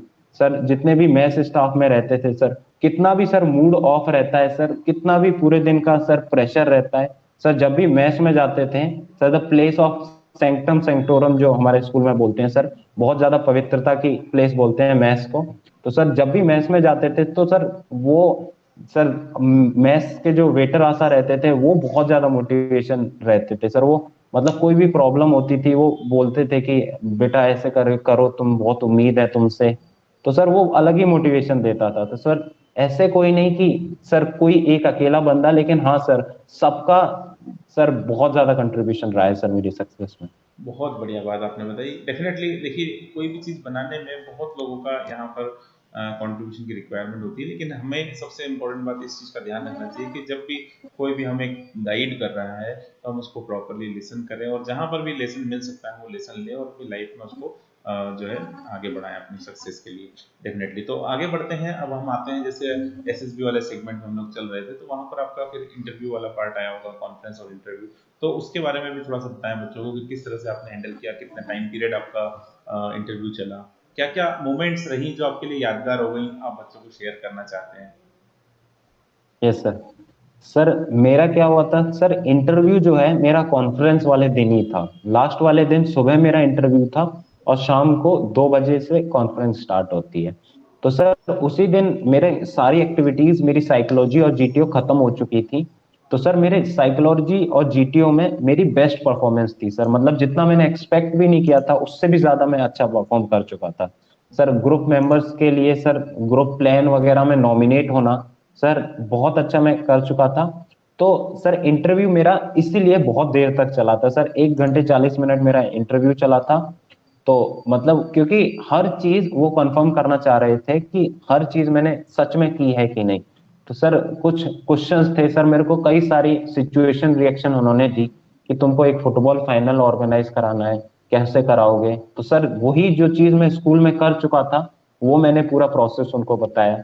फिर sir कई सारी situation reaction दी कि तुम train में हो, train में आग लग चुकी है, तो तुम क्या कर सकते हो। तो ऐसे सिचुएशन रिएक्शन, बाकी सर पूरा जो इंटरव्यू बेस्ड था वो सर मेरी मेरी फैमिली पे बेस्ड था। मेरे जहाँ पे मैं रहा हूँ सर, 2 जगह पे ऑब्वियसली मैं रहा हूँ सर, मेरी मम्मी के पास, मेरे नाना जी के घर। तो सर पूरा इन्हीं पे बेस्ड था सर कि फिर सर मेरे father, my father is a farmer sir. तो पूरे क्वेश्चंस फार्मिंग पे बेस्ड हो गए कि तुम कैसे हेल्प करते हो अपने फादर की फार्मिंग में। और बताओ, मैं सर बोला उनको कि सर मैं फर्टिलाइजर्स पेस्टिसाइड्स का उनको प्रमोट करता हूँ सर। मैं ही लेने जाता हूँ सर नियर बाई जो सिटी है पापा के साथ। तो फिर मेरे से सर यहाँ तक था कि पूछ लिए थे वो कि नाम बताओ फर्टिलाइजर्स पेस्टिसाइड्स का, कौन से लेने जाते हो तुम। ओके। तो सर मतलब पूरा जो है कि मतलब झूठ नहीं बोलना है, जो मैंने ग्राउंड पे किया था कि हाँ सर मैं ये करता हूँ। क्योंकि झूठ, जब झूठ बोलते हैं तो एक एक आध दो क्वेश्चंस ऐसे हो जाते हैं जहां पे हम फंस जाते हैं, लेकिन जब सच बोलते हैं तो सर कोई क्वेश्चंस नहीं होता। जो हमने किया है हम उसको बता देते कि हाँ सर ये किया है और ये चीज है। ग्रेट। तो आपका फिर इंटरव्यू सर कितने कॉन्फ्रेंस, टाइम चला था, कितने टाइम पीरियड चला था आपका। सर मेरा इंटरव्यू 1 घंटे 40 मिनट चला था सर। Oh great great, very good. Yes बताएं थोड़ा सा। सर उसके बाद सर लास्ट में मेरे से, मैं सर बीच में एक चीज बोल दिया था कि मैं सर अपनी लाइफ में कभी थर्ड नहीं आया हूँ किसी भी चीज को लेके। ओके। तो सर मैं बीच में अपने, मेरे से पूछा गया था कि को करिकुलर एक्टिविटीज वगैरह इन सब के बारे में बताओ। तो मैं सर बताया था कि हाँ सर, मैं एक बार ऐसा हुआ था मेरे साथ जब मैं, मेरी कोई पोजीशन नहीं बनी थी, उसके बाद सर जितने बार मैं पार्टिसिपेट किया हूँ I have never come third in my life. तो लास्ट में इंटरव्यूइंग ऑफिसर भी बहुत ज्यादा कन्विंस्ड हो गए थे, तो लास्ट में मेरे से पूछा था कि तुम अपनी अभी तक की परफॉर्मेंस को कैसे रेट करते हो। तो मैं बोला था कि सर अभी तक की परफॉर्मेंस मैं फर्स्ट, अब फर्स्ट पोजीशन तो रेट इसलिए नहीं करूंगा कि सर साइकोलॉजी का रिजल्ट मेरे हाथ में है नहीं, और सर होगा शायद कोई मेरे ही ग्रुप में हो जिसकी साइक मेरे से भी अच्छी हो sir. Sir possibilities are always there, और सर शायद मेरे ही ग्रुप से कोई और अच्छा, मेरे से अच्छी साइक वाला बंदा हो सर, लेकिन सर सेकंड तो ऑब्वियसली मैं आऊंगा ही। तो बोले अच्छा फर्स्ट का तो तुमने रीजन दे दिया, थर्ड क्यों नहीं। तो फिर मैं सर जब तक कुछ नहीं बोला था तब तक आईओबी, इंटरव्यूइंग ऑफिसर ही बोल चुके थे, अच्छा अच्छा I got to know you have never come third in your life ना, that's why. Okay. Great great. Yes sir. बहुत ही अच्छी बात यहाँ से जानने को मिली। तो बच्चों के क्वेश्चंस तो लगातार आ रहे हैं, लेकिन जो मेन क्वेश्चंस हैं मैं केवल उन्हीं को एड्रेस यहाँ पर कर रहा हूँ। तो आप मुझे ये बताएं कि जब आपने फाइनली सब कुछ कर दिया था अपने एंड पर, है ना, तो क्या फील आ रहा था आपको इंटरव्यू के बाद कि आप फाइनली रिकमेंड हो जाएंगे, बस रिजल्ट का वेट है, ऐसे क्या क्या सिचुएशन थी उस वक्त। सर मेरे साथ सर मेरे ही स्कूल से एक मेरा दोस्त गया था सर, किरीट सूर्यदेव। तो सर मैं उसको सारी चीजें बताया कि मेरे साथ ऐसा ऐसा हुआ इंटरव्यू में। तो मेरे मिलिट्री स्कूल बेंगलोर से भी काफी दोस्त थे मेरे साथ। तो सबको जब मैं बताया तो मतलब मेरी, सर जहां तक मेरे को लग रहा था कॉन्फ्रेंस से पहले और कॉन्फ्रेंस के रिजल्ट तक भी सर, कि मुझे लग रहा था कि हाँ मैंने बहुत अच्छी परफॉर्मेंस दी थी और मेरे को रिकमेंड करते ही करते सर। वो मेरी परफॉर्मेंस काफी अच्छी हुई थी सर, ग्रुप के साथ इंटरेक्शन में, साइकोलॉजी में सर। मैं अपनी लाइफ के बेस्ट मोमेंट्स पे अपनी स्टोरीज थी मेरी। उसके बाद सर इंटरव्यूइंग ऑफिसर भी बहुत ज्यादा कन्विंस्ड हो गए थे लास्ट तक आते आते। शुरू में सर कुछ क्वेश्चंस नॉलेज बेस्ड थे, जैसे कुछ इंजन पार्ट्स, जो सर डसॉल्ट राफेल वगैरह जो एयरक्राफ्ट्स हैं उनके इंजन पार्ट्स के बारे में सर मैं इतना ज्यादा श्योर नहीं था। लेकिन सर लास्ट में आते आते जो लाइफ के क्वेश्चंस थे उनमें बहुत ज्यादा कन्विंस कर चुका था मैं अपने इंटरव्यूइंग ऑफिसर को, जिससे सर लास्ट में कॉन्फ्रेंस तक मेरे को लग रहा था कि हाँ मैं रिकमेंड हो जाऊंगा। उसके बाद सर मेरा चेस नंबर 26 था।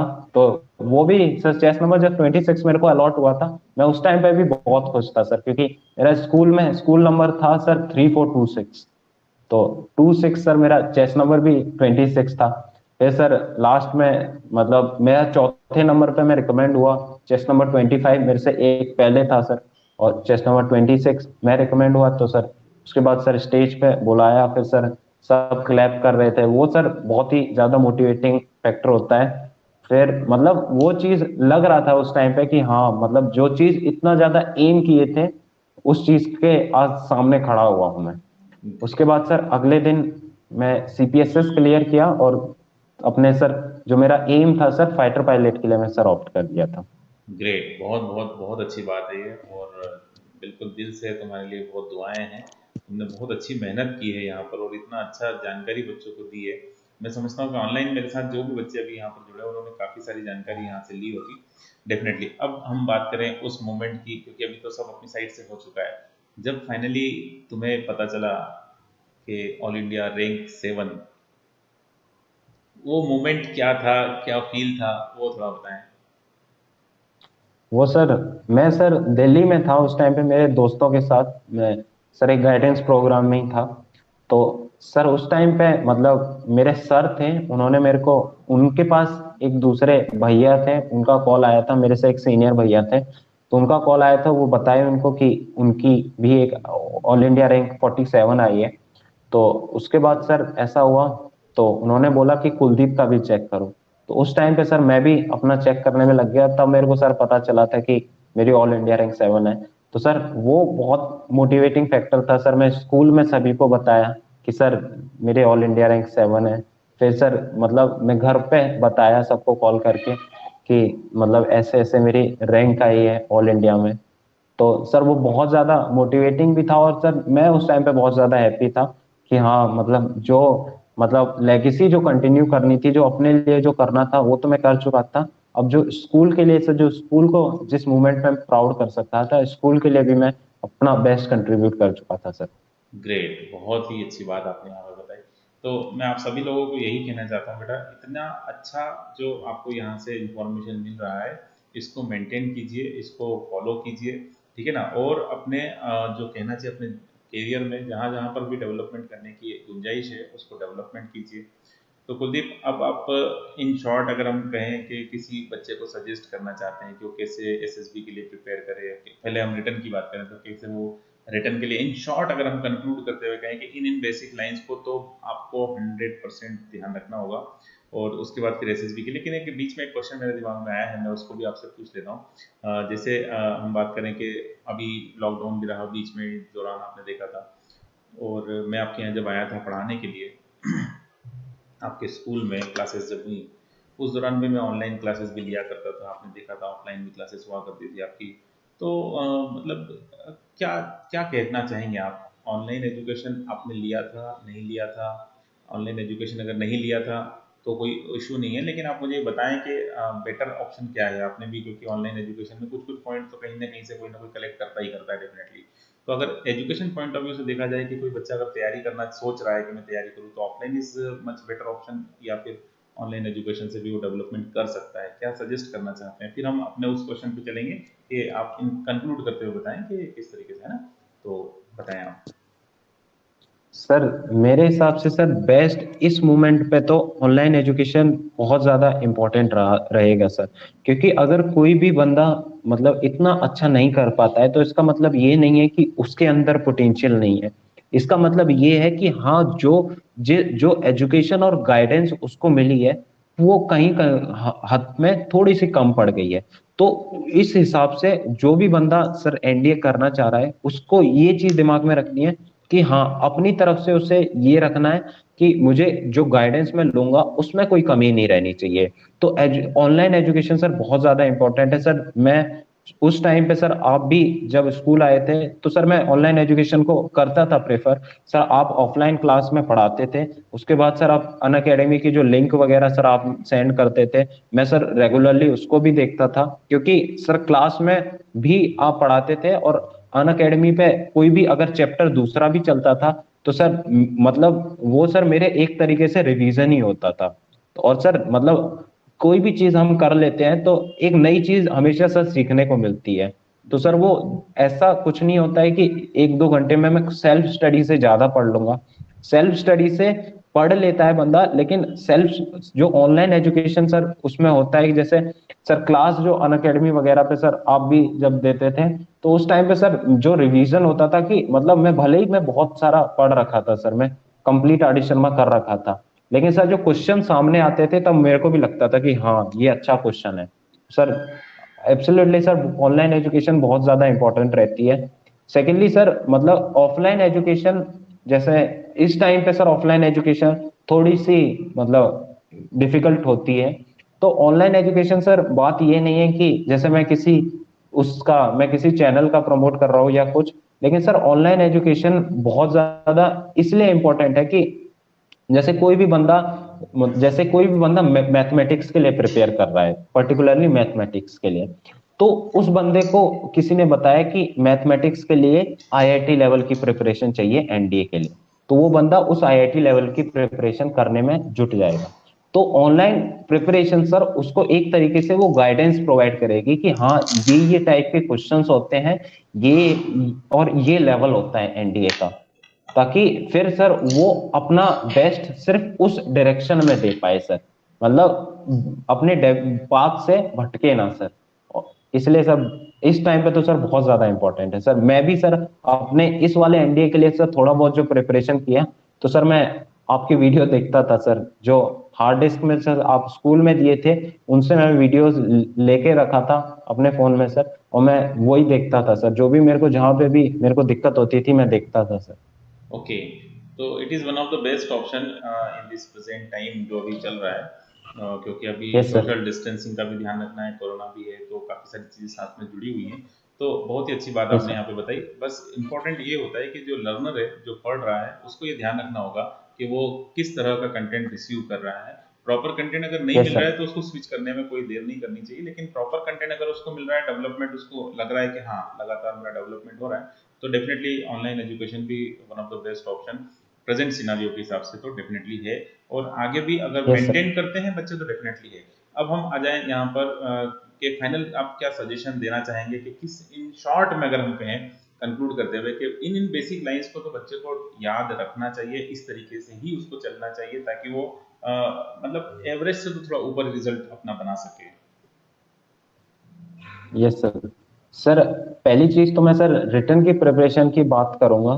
तो सर हमको लाइफ में ये चीज पता होती है कि मेरा अगला अटेम्प्ट जो मुझे सीरियसली अपीयर करना है वो ये वाला मेरा अटेम्प्ट है। तो सर कम से कम जैसे अगला अटेम्प्ट मेरा अप्रैल में है, तो मैं कम से कम आज से उसकी प्रिपरेशन कम से कम आज से तो सर मैं करूंगा। नहीं तो सर मेरी प्रिपरेशन जो स्टार्ट होनी थी वो जुलाई अगस्त से हो ही जानी चाहिए थी। ओके। सर आज से भी अगर मैं प्रिपरेशन स्टार्ट करता हूं तो पहले अप्रोच रहेगी कि मैं अपने बेसिक्स क्लियर कर लूं। सर ऑनलाइन एजुकेशन कहीं से भी मैं बेसिक आइडिया ले लूं, अपने बेसिक्स क्लियर कर लूं कि हाँ मुझे पढ़ना क्या है। तो सर जैसे मैं जुलाई में अगर मैं स्टार्ट किया हूं अपनी प्रिपरेशन, तो कम से कम 2 महीने सर मुझे पूरी तरह एनालाइज करना है कि ये चीज आती है और ये चीज मुझे पढ़नी है। तो सर बेस्ट मतलब जैसे सर आप बताते थे स्कूल में कि ये चैप्टर से ये क्वेश्चंस होते हैं और इतने चैप्टर से इतने क्वेश्चंस होते हैं, तो सर वो 2 महीने में आपको 2 महीने में एनालाइज हो जाएगा कि हाँ ये चैप्टर्स मेरे को पढ़ने हैं, क्योंकि हर किसी को हर चैप्टर अच्छा नहीं लगता है सर, मतलब समझ के ऊपर है सर। तो सही। उस टाइम पे सर वो 2 महीने में एनालाइज हो जाता है कि हाँ मेरी कमांड इन चैप्टर्स में हो सकती है। तो सर ऑनलाइन एजुकेशन ये बहुत इंपॉर्टेंट होती है, क्योंकि मतलब हम एनालाइज करते हैं और जो टीचर्स हमें एनालिसिस देते हैं वो सर बहुत, क्योंकि सर ऑब्वियसली सर आपको भी एक्सपीरियंस था, इसलिए आपने सर बताया हमको कि ये चैप्टर्स होते हैं, ये क्वेश्चंस होते हैं, तो इसलिए सर वो इम्पोर्टेंट है। सेकेंडली सर इसके बाद जो चीज है कि मैं कहीं भी ऑनलाइन एजुकेशन से या फिर खुद की भी प्रिपरेशन से सर उस चीज में जुट जाऊंगा। पहले चीज होगी सर, इंपॉर्टेंट होगा सर अपने स्ट्रॉन्ग पॉइंट्स। सर ऑब्वियसली ये होता है कि मतलब जैसे मैं मैथ भी पढ़ता हूँ तो मुझे पता है कि हाँ इस चैप्टर से इतने क्वेश्चंस होते हैं और हाँ ये चैप्टर्स मेरे स्ट्रॉन्ग पॉइंट्स हैं। तो पहले मैं जो चैप्टर्स मेरे स्ट्रॉन्ग पॉइंट्स हैं उनको मैं स्ट्रॉन्ग बना लूंगा कि हाँ ये मेरी कमांड हो गई कि हाँ अब मेरे 40 क्वेश्चन तो हो ही जाएंगे। उसके मतलब अदरवाइज अगर कुछ होता है तो पहले अपने 40 क्वेश्चन फिक्स करके रखने हैं। मैं भी सर जब पेपर में अटेम्प्ट करता था तो पहले मैं जल्दी से 40 क्वेश्चन कर लिया था, बीच में छोड़ते गया था क्वेश्चन, मैं बोला इसको बाद में करूंगा, पहले मैं 40 तक पहुंचूं। फिर सर मैं जब 50 क्वेश्चन तक पहुंच गया था तब जाके मैंने कुछ और स्ट्रेटेजी अपनाई थी।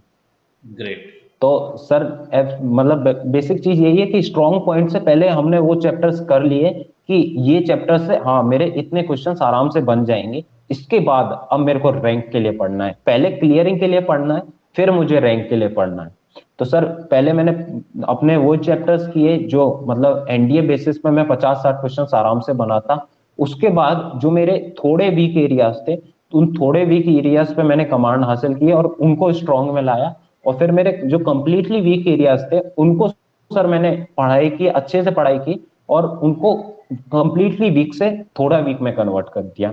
तो सर ये चीज है कि मतलब अलग अलग स्टेजेस में कि हाँ जो स्ट्रॉन्ग पॉइंट है, जो पहले जो चैप्टर्स है कि हाँ इन चैप्टर्स से 50-60 क्वेश्चन आराम से बनेंगे, तो उन चैप्टर्स को बहुत अच्छे से कमांड हासिल कर लेनी है। फिर सर अगर मैं गेट पे फोकस करूं सर, तो गेट की सर इंग्लिश और साइंस की प्रिपरेशन इस हिसाब से होती है कि कुछ डिफरेंट नहीं होता है। हम 12th क्लास में आ गए हैं तो फिर जिंदगी भर वही चीज हमने पढ़ी है। तो सर जैसे 9th 10th में इंग्लिश और साइंस पढ़ी है, तो मैंने सर 9th 10th की इंग्लिश और साइंस एनडीए प्रिपरेशन के लिए 9th 10th की इंग्लिश और साइंस सबसे पहले मैंने 9th 10th की बुक्स ही उठाई थी इंग्लिश और साइंस की और उनसे रिवीजन अपना स्टार्ट किया था, जिससे मेरे बेसिक और ज्यादा क्लियर हो गए थे सर। तो मतलब हर किसी के लिए सर मैं यही बोलना चाहूंगा कि अगर साइंस में 50 क्वेश्चंस होते हैं तो 35 क्वेश्चंस 9th 10th की साइंस से होते हैं, 15 क्वेश्चंस वो अलग साइंस से 11th की साइंस 12th की साइंस से बहुत कम ही रहती है, तो 11th की साइंस से और थोड़े कॉम्पिटिटिव लेवल के। बाकी 35 क्वेश्चन जो बहुत बड़ा एक हिस्सा हो जाता है सर, तो बाकी जो 35 क्वेश्चन होंगे वो सर 9th 10th की साइंस से होते हैं। तो कोई सर जो चीज उसने पहले कर रखी है उसको रिवाइज करना पहला फोकस रहेगा सर। सेकेंडली सर अगर जनरल स्टडीज की बात करूं तो जनरल स्टडीज का सर फोकस तब आता है जब मेरा इंटरेस्ट है। एक तो सर अगर इंग्लिश और साइंस वो सर जो कि 400 नंबर तो हो गए, तो सर इंग्लिश और साइंस पे अगर मैं अपनी कमांड हासिल करके उन 400 में से 200 भी नंबर ले आता हूं तो वो भी एक बहुत बड़ी चीज है सर। मतलब इंग्लिश में अगर 120 नंबर लाता हूँ, 100 नंबर लाता हूँ, और साइंस में जो सर एक स्कोरिंग चीज होती है उसमें सर मैं 120 140 नंबर ले आता हूँ, तो 240 नंबर ऐसे ही हो जाते हैं। उसके बाद सर 240 के बाद अगर मेरा इंटरेस्ट ज्योग्राफी में है पर्टिकुलर, सर हिस्ट्री वगैरह सब्जेक्ट वो सर थोड़े कम प्रोडक्टिव होते हैं सर, थोड़े कम प्रोडक्टिव, क्योंकि आप जितना ज्यादा पढ़ोगे क्वेश्चंस फिर भी सर कम बनते हैं। तो पहले सर एरियाज होते हैं जैसे ज्योग्राफी, 15-16 क्वेश्चन सर उनसे बनते हैं और उसका सर लिमिटेड सिलेबस होता है, तो सर उस पर फोकस हो सकता है। जैसे पॉलिटी है सर, और सर 200 में से अगर कोई बंदा 60 नंबर भी लेके आता है तो इससे हो गए सर 240 और 60 300 नंबर। और 300 नंबर ये, और सर कोई मैथमेटिक्स का जैसे मैं बताया हूँ सर, अगर कोई 80 क्वेश्चन ना करके 11th 12th भी अगर कोई रिवाइज करता है, 80 क्वेश्चन ना करके अगर कोई सर 60 क्वेश्चन भी सही कर देता है, तो 300 और 150 सर 450 नंबर पे टॉप 50 में आराम से रैंक बन जाती है सर। सही बात है। बिल्कुल सही, अच्छा कैलकुलेशन आपने यहाँ पे बताया, मेरे ख्याल से बच्चों को काफ़ी अच्छा लगा होगा ये, क्योंकि ये एक प्रॉपर कैलकुलेशन है जिससे कि हम लोग अपने आप को डेवलप कर सकते हैं अच्छी रैंक के लिए। अब कंक्लूड करते हैं इस बात को यहाँ पर, और अब आते हैं हम लोग एसएसबी की पॉइंट ऑफ व्यू से कि एसएसबी में किन किन बेसिक, मतलब बेसिक लाइंस हो जाए कि हाँ एटलीस्ट इतना तो बंदे को करना ही करना है। तभी वो कुछ इमेजिन कर सकता है कि हाँ भी मैं आगे बढ़ सकता हूँ या मुझे भी रिकमेंड किया जा सकता है। तो बेसिक्स कुछ फिजिकल से लेके, मेंटल से लेके, साइकिक से लेके, मतलब ईच एंड एवरीथिंग, छोटे छोटे पॉइंट जो कि ये तो होना ही होना चाहिए। Basic sir, SSB is all about confidence of that person who is going to appear. तो कॉन्फिडेंस के लिए सर बेसिक लाइंस में अगर किसी को कॉन्फिडेंस डेवलप करना है, तो जैसे हम स्कूल जाते हैं और जैसे हमारे दोस्त हैं, तो कोई भी, हमारा कोई एक दोस्त है, हमारे 8 दोस्त हैं, तो उनके सामने अगर मैं डेली किसी टॉपिक के ऊपर मुझे बोलने को बोल दिया जाए, तो मैं एक रात पहले उस टॉपिक को प्रिपेयर करता हूँ और उनके सामने सर बोलता हूं मैं। तो सर अगर मैं 10 बंदों के सामने बोलूंगा, तो सर वो एक अलग लेवल का कॉन्फिडेंस देता है सर। तो बेसिक सर कॉन्फिडेंस डेवलपमेंट एक दिन में नहीं होगा, लेकिन हाँ 2 महीने तक अगर मैं सेम चीज को करूंगा, तो सर 2 महीने बाद बहुत ज्यादा कॉन्फिडेंस डेवलप होगा। फिर सर एसएसबी में मतलब डिफरेंट चीजों के लिए डिफरेंट माइंडसेट होता है सर। जैसे कोई साइकोलॉजी होता है, तो साइकोलॉजी के लिए बेसिक अगर कोई क्या कर सकता है, अपनी लाइफ के जो बेस्ट मोमेंट्स हैं उनको मैं एक पेपर पे लिख लेता हूँ कि ये मेरी लाइफ के आज तक के बेस्ट मोमेंट हैं, ये मेरी अचीवमेंट्स हैं, ये मैं 10th में मैंने इतना स्कोर किया। तो ये बेस्ट मोमेंट्स को मैं एक पेपर पे स्कोर करता हूँ। अब उनके ऊपर मैं एक बेसिक स्टोरी बनाना चालू करता हूँ कि मैंने ये किया और तब मेरे साथ ये हुआ, मैंने ऐसे प्रिपरेशन की, ऐसे मैंने अपने रिसोर्सेज को यूटिलाइज किया। तो ये बेसिक स्टोरी मैं आज से ही बनाना स्टार्ट कर सकता हूँ अपने लाइफ के बेस्ट अचीवमेंट्स पे। फिर सर जीटीओ के लिए sir physical fitness obviously matter करती है, लेकिन सिर्फ फिजिकल फिटनेस नहीं मैटर करती है सर। जीटीओ के लिए मैटर जो मोस्ट मैटर करता है वो है कि हमारा ग्रुप मेट्स के साथ इंटरेक्शन कैसा है। तो सर ऑब्वियसली नेचर में जितना हम ज्यादा हम्बल बन सकें, जितना चीजों को एक्सेप्ट कर चुके हैं, भले ही वो चीज गलत है, लेकिन हमें उस बंदे को उस मोमेंट पे बताना है कि हाँ भाई गलत है, एक बार बताना है सर। लेकिन अगर वो नहीं समझता है तो हमें उसको कम से कम ये एश्योरेंस देनी है कि हाँ चलो ठीक है तुम सही हो, क्योंकि ऑब्वियसली हमें पता है सर कि हम अपने पॉइंट के साथ हमें रेटिंग मिल चुकी है, तो हमें लड़ने से कोई फायदा नहीं है। लेकिन हाँ हम एक्सेप्ट जितना, लड़ने के अलावा हम जितना, ऐसे बोलते हैं सर एसएसबी में कि डोंट, मतलब 2 ए को फॉलो करना है, डोंट आर्ग्यू बट एक्सेप्ट। तो मतलब आर्ग्यूमेंट नहीं करना है कि भले ही वो बंदा गलत है, लेकिन हमने अपना पॉइंट देके हमने अपनी सोच दिखा दी है, अब उससे लड़के हमें पागल नहीं बनना है, हम उसके पॉइंट को भी एक्सेप्ट करके कॉमन आइडिया जो होगा वो सारे ग्रुपमेट्स का दे सकते हैं।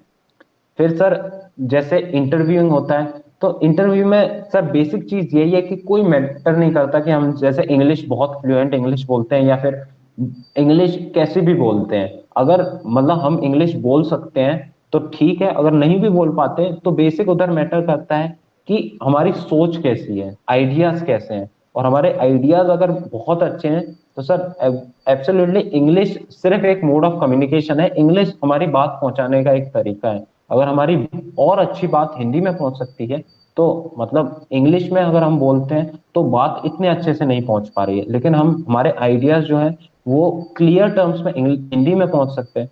तो एब्सोल्युटली सर हिंदी बहुत अच्छी लैंग्वेज है सर, मतलब as a mode of communication. फिर सर ये तीनों के ये तीनों का हो गया।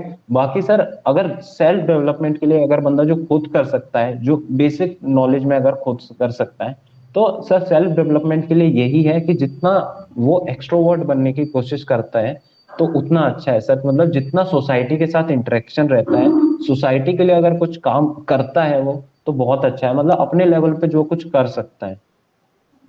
Okay, great. इट मीन्स अगर हम कंक्लूड करते हुए इसको बात को कहें तो इट मीन्स कि हमें अपने आप को हमेशा एक्सपोज करते ही रहना चाहिए कि मैं यहाँ पर भी परफॉर्म कर सकता हूँ, मैं यहाँ भी कर सकता हूँ, चांसेस देखते रहना चाहिए कि मुझे मौका तो मिले। मैं मतलब इन द सेंस मौका मिलेगा, मतलब ये नहीं कि मौका मिलेगा तभी करेंगे, मतलब सर्च भी करना पड़ता है कि हमें यस यहाँ पे है, अभी गुंजाइश है कि यहाँ पर मेरा कुछ इन्वॉल्वमेंट हो सकता है और डेफिनेटली मैं यहाँ पर कुछ कर सकता हूँ अपने लिए। तो वहाँ से हमारी पर्सनैलिटी, हमारे अंदर जो भी डेवलपमेंट्स हमने की वो शो होने लगते हैं। तो वो हमारे अपने नेचर में, हमें अपनी लाइफ में भी उस चीज़ को मेंटेन रखना चाहिए, ताकि एक वो हमारी हैबिट हो जाए कि मैं अच्छा ही काम करता हूँ, लोगों के लिए मैं अच्छा ही यस सर। करता हूँ। बहुत अच्छी बात आपने यहाँ पर बताई, बहुत ही बढ़िया। जानकारी मेरे ख्याल से ऑनलाइन जो स्टूडेंट्स मेरे साथ जुड़े हुए हैं उनको मिल रही है। बहुत बढ़िया बेटा, बहुत ही अच्छी बातें आपने यहाँ पर हमें सबको बताई है। तो मैं अब आपसे ये जानना चाहता हूँ बेटा कि जैसे बुक्स के बारे में भी हमने बात की है ना, और फॉर्मूला टेस्ट और काफ़ी सारी चीज़ें हमने चर्चा की है, बच्चों ने काफ़ी सारी चीज़ें सीखी भी हैं। एक छोटा सा मेरा एक क्वेश्चन है, अभी जैसे लेटेस्ट आप ऑनलाइन एजुकेशन भी ले रहे थे, कुछ समय आपने पढ़ाई भी की है, आपने वीडियोस से भी पढ़ाई की है। मेरा एक अपना एप्लीकेशन भी है, अगर आपने शायद देखा होगा, श्री एजुकेशन के यस नाम सर। से। आपने उसमें टेस्ट वगैरह दिए थे? मैं सर, आपने सर एक बार मुझे, सर मैं आपको अपनी एक प्रॉब्लम डिस्क्राइब किया था, तो आपने सर मेरे को लिंक वगैरह भेजी थी। मैं तभी सर, मैं जब अपनी प्रिपरेशन स्टार्ट किया था तो सर मैं रेगुलर टेस्ट के लिए अप्लाई किया था सर उसमें। Okay okay. तो उससे क्या बेनिफिट्स मिले आपको? कुछ टाइम मैनेजमेंट में हेल्प मिली या क्या, मतलब एग्जैक्टली क्या बेनिफिट आपको मिले? वो सर सिर्फ शुरू फंडामेंटल्स से थे? सर, हाँ। शुरू से मतलब वही सर, सेम टेस्ट फॉर्मेट जैसे आप सर स्कूल में आए थे तो सर उस टाइम पे भी टेस्ट होते थे सर, तो टाइम लगा के सर वो चीज रहती है कि मतलब वो टेस्ट जो है सर, आपके क्वेश्चंस थोड़े से लेवल अप हो रहते हैं ताकि बंदे को ओवर कॉन्फिडेंस ना आए। भले ही वो मतलब जैसे मैं प्रीवियस ईयर करता था तो मैं 100+ क्वेश्चंस बनाता था, लेकिन आपके क्वेश्चंस में सर मैं 80+ और 90 पहुंच पाता था, तो सर मेरे को रहता था कि हाँ ये सही में लेवल है और मुझे और अच्छा करना है, मुझे और अच्छा करना है। और लेटर ऑन सब में जब मैं एनडीए में अपियर हुआ तब मुझे पता चला ये तो बहुत ही ईजी है। तो सर मतलब आपने सर जैसे प्रिपरेशन कराई तो आपने थोड़ा टफ दे के हमें प्रिपरेशन कराई कि लास्ट में जब हमें इजी मिले तो हम और अच्छा प्रिपेयर कर पाए। तो सर मतलब वो चीज थी सर। मैं मतलब स्कूल टाइम पे भी आपने सर जो पेपर आप भेजते थे सर स्कूल के लिए, हमारी क्लास के लिए, तो सर उसी टाइम से सर मैं एग्जाम वगैरह देता था। और सर मुझे पता था कि ये चीज सच में बेनिफिट करती है किसी भी सैंपल पेपर से सर। ये सैंपल पेपर्स का वो सर थोड़ा सा लेवल डाउन कर देते हैं, आपके पेपर्स का सर थोड़ा सा लेवल अप होता है कि भले ही बंदा आज वो पेपर में 40 क्वेश्चन कर रहा है तो एनडीए के पेपर में जाके वो 60 क्वेश्चन आराम से करके आता है। तो वो सर बहुत ज्यादा बेनिफिट किया था सर मेरे को। ग्रेट, बहुत अच्छी बात है यहाँ पर आपने बताई। तो बहुत ही अच्छा लगा आज आपसे इतनी सारी बातें हुई कुलदीप, और मैं समझता हूँ कि जो ऑनलाइन मेरे साथ इतने सारे स्टूडेंट्स जुड़े हुए हैं, डेफिनेटली उन लोगों ने भी काफ़ी बेनिफिट लिया होगा इस इंटरव्यू का। ठीक है ना? तो अब बात यहाँ पर आ रही है, काफ़ी सारे बच्चों के क्वेश्चंस तो रेगुलरली पूछ रहे हैं बच्चे लोग, लेकिन सारे क्वेश्चंस के जवाब देना भी संभव नहीं हो पाता है, क्योंकि समय की भी एक बाध्यता होती है अपने लिए। ठीक है ना? तो यस सर। ये भी एक फैक्टर है। मैं आपसे यही कहना चाहता हूँ कुलदीप कि आप अपने जीवन में बहुत बहुत ऊंचाइयां हासिल करें।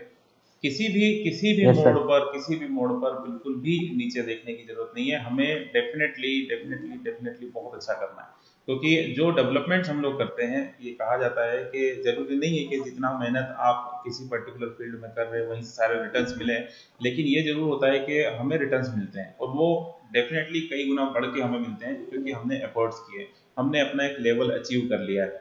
ठीक है ना? तो इसलिए बहुत ही इंपॉर्टेंट बात आपने यहाँ से बताई है। मैं आपको यही कहना चाहूँगा कि आप अपनी लाइफ में बहुत अच्छे मुकाम हासिल करें, सफलता हासिल करें, और हो सके तो जितना भी आप अपने और भी जूनियर्स साथियों की मदद कर सकते हैं इस जो भी टाइम आपके पास अभी अवेलेबल है उस टाइम ड्यूरेशन में, तो ज़रूर से कीजिएगा। और मैं यस सर। ऑनलाइन जो मेरे साथ जुड़े हैं उन सभी लोगों को भी यहाँ पर बहुत बहुत थैंक्स कहना चाहूँगा कि आप लोग आए और आपने इतना सारा टाइम यहाँ पर स्पेंड किया। और कुलदीप को भी मैं यही कहूँगा कि कुलदीप, आपने इतना वैल्यूएबल समय और इतनी वैल्यूएबल बातें जो बताई हैं बच्चों को, वो बहुत ही ज़्यादा हेल्पफुल है। आई होप काफ़ी सारे बच्चों ने काफ़ी सारी जानकारी यहाँ से ली है, नोट डाउन भी की होगी डेफिनेटली बच्चे जो जुड़े हुए हैं मेरे साथ। तो कुलदीप, मैं आपको तहे दिल से शुक्रिया अदा करता हूँ कि आप यहाँ आए और आपने समय दिया, इंटरव्यू इतना बहुत अच्छे तरीके से आपने सारी बातें बताई, जो अपने एक्सपीरियंसेस थे वो बताए। तो लास्ट में आपको मैं यही कहना चाहता हूँ Kuldeep, best of luck for your life. और थैंक यू सर। जहाँ भी आपको ऐसी रिक्वायरमेंट महसूस होती है कि मैं आपकी कुछ भी मदद कर सकता हूँ, हेल्प कर सकता हूँ, डेफिनेटली आप मुझे याद करें।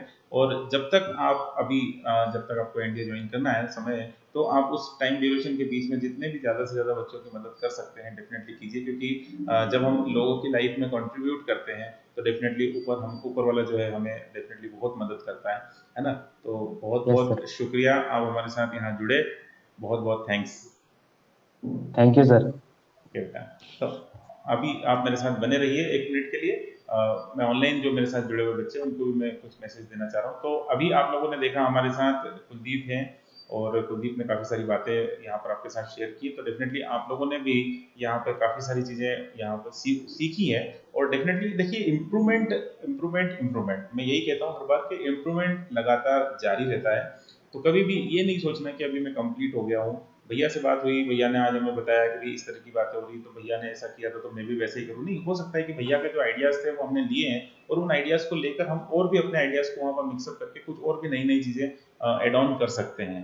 डेफिनेटली इस तरह की चीज़ें हो सकती है। तो मेरा इन इंटरव्यूज़ को कंडक्ट कराने के पीछे यही मकसद होता है कि अगर कोई भी स्टूडेंट किसी भी एक पर्टिकुलर फॉर्मेट पे काम करता है और उस फॉर्मेट से वो सक्सेसफुल हो सकता है, तो इट मे बी पॉसिबल कि उस फॉर्मेट पे अगर हम लोग भी चलें तो हमें भी हो सकता है कि सफलता मिले, और हम उस फॉर्मेट के साथ कुछ और एड ऑन कर सकें, कुछ नई नई चीज़ें उसके साथ ऐड कर सकें, तो डेफिनेटली हम भी इस बड़ी एग्जाम में सफलता हासिल कर सकते हैं। तो आई होप आप लोगों ने भी काफ़ी सारी चीज़ें यहाँ पर सीखी हैं, और जो भी हेल्प की रिक्वायरमेंट होती है, हमारा चैनल आपके लिए हमेशा एक्टिव रहता है। आप यहाँ पर बात कर सकते हैं, मेरे नंबर्स भी सबके पास अवेलेबल होते हैं, डिस्क्रिप्शन बॉक्स में भी काफ़ी सारी चीज़ें अवेलेबल हैं, आप वो देख सकते हैं। श्री एजुकेशन एप्लीकेशन जो है हमारी, वो भी आप डाउनलोड कीजिए, और उसमें भी काफ़ी सारे टेस्ट आप फ्री ऑफ कॉस्ट दे सकते हैं। और नो डाउट वीडियोस तो यहाँ पर हमारे चैनल पर रेगुलरली आपको मिलते रहते हैं, तो वो चैनल भी आप लोग सब्सक्राइब करके रखें और उसको भी आप रेगुलरली वॉच करते रहें। इसके अलावा एक और पॉइंट मैं कहना चाहता हूँ यहाँ पर कि हमारी अपनी ऑफलाइन क्लासेस भी हैं, और उस क्लासेस को भी आप लोग ज्वाइन कर सकते हैं अपनी सफलता के लिए। तो डेफिनेटली हम लोग मिलते रहेंगे, इस तरह की और भी चर्चाएं होती रहेंगी। Okay, thank you all of you. Thank you sir.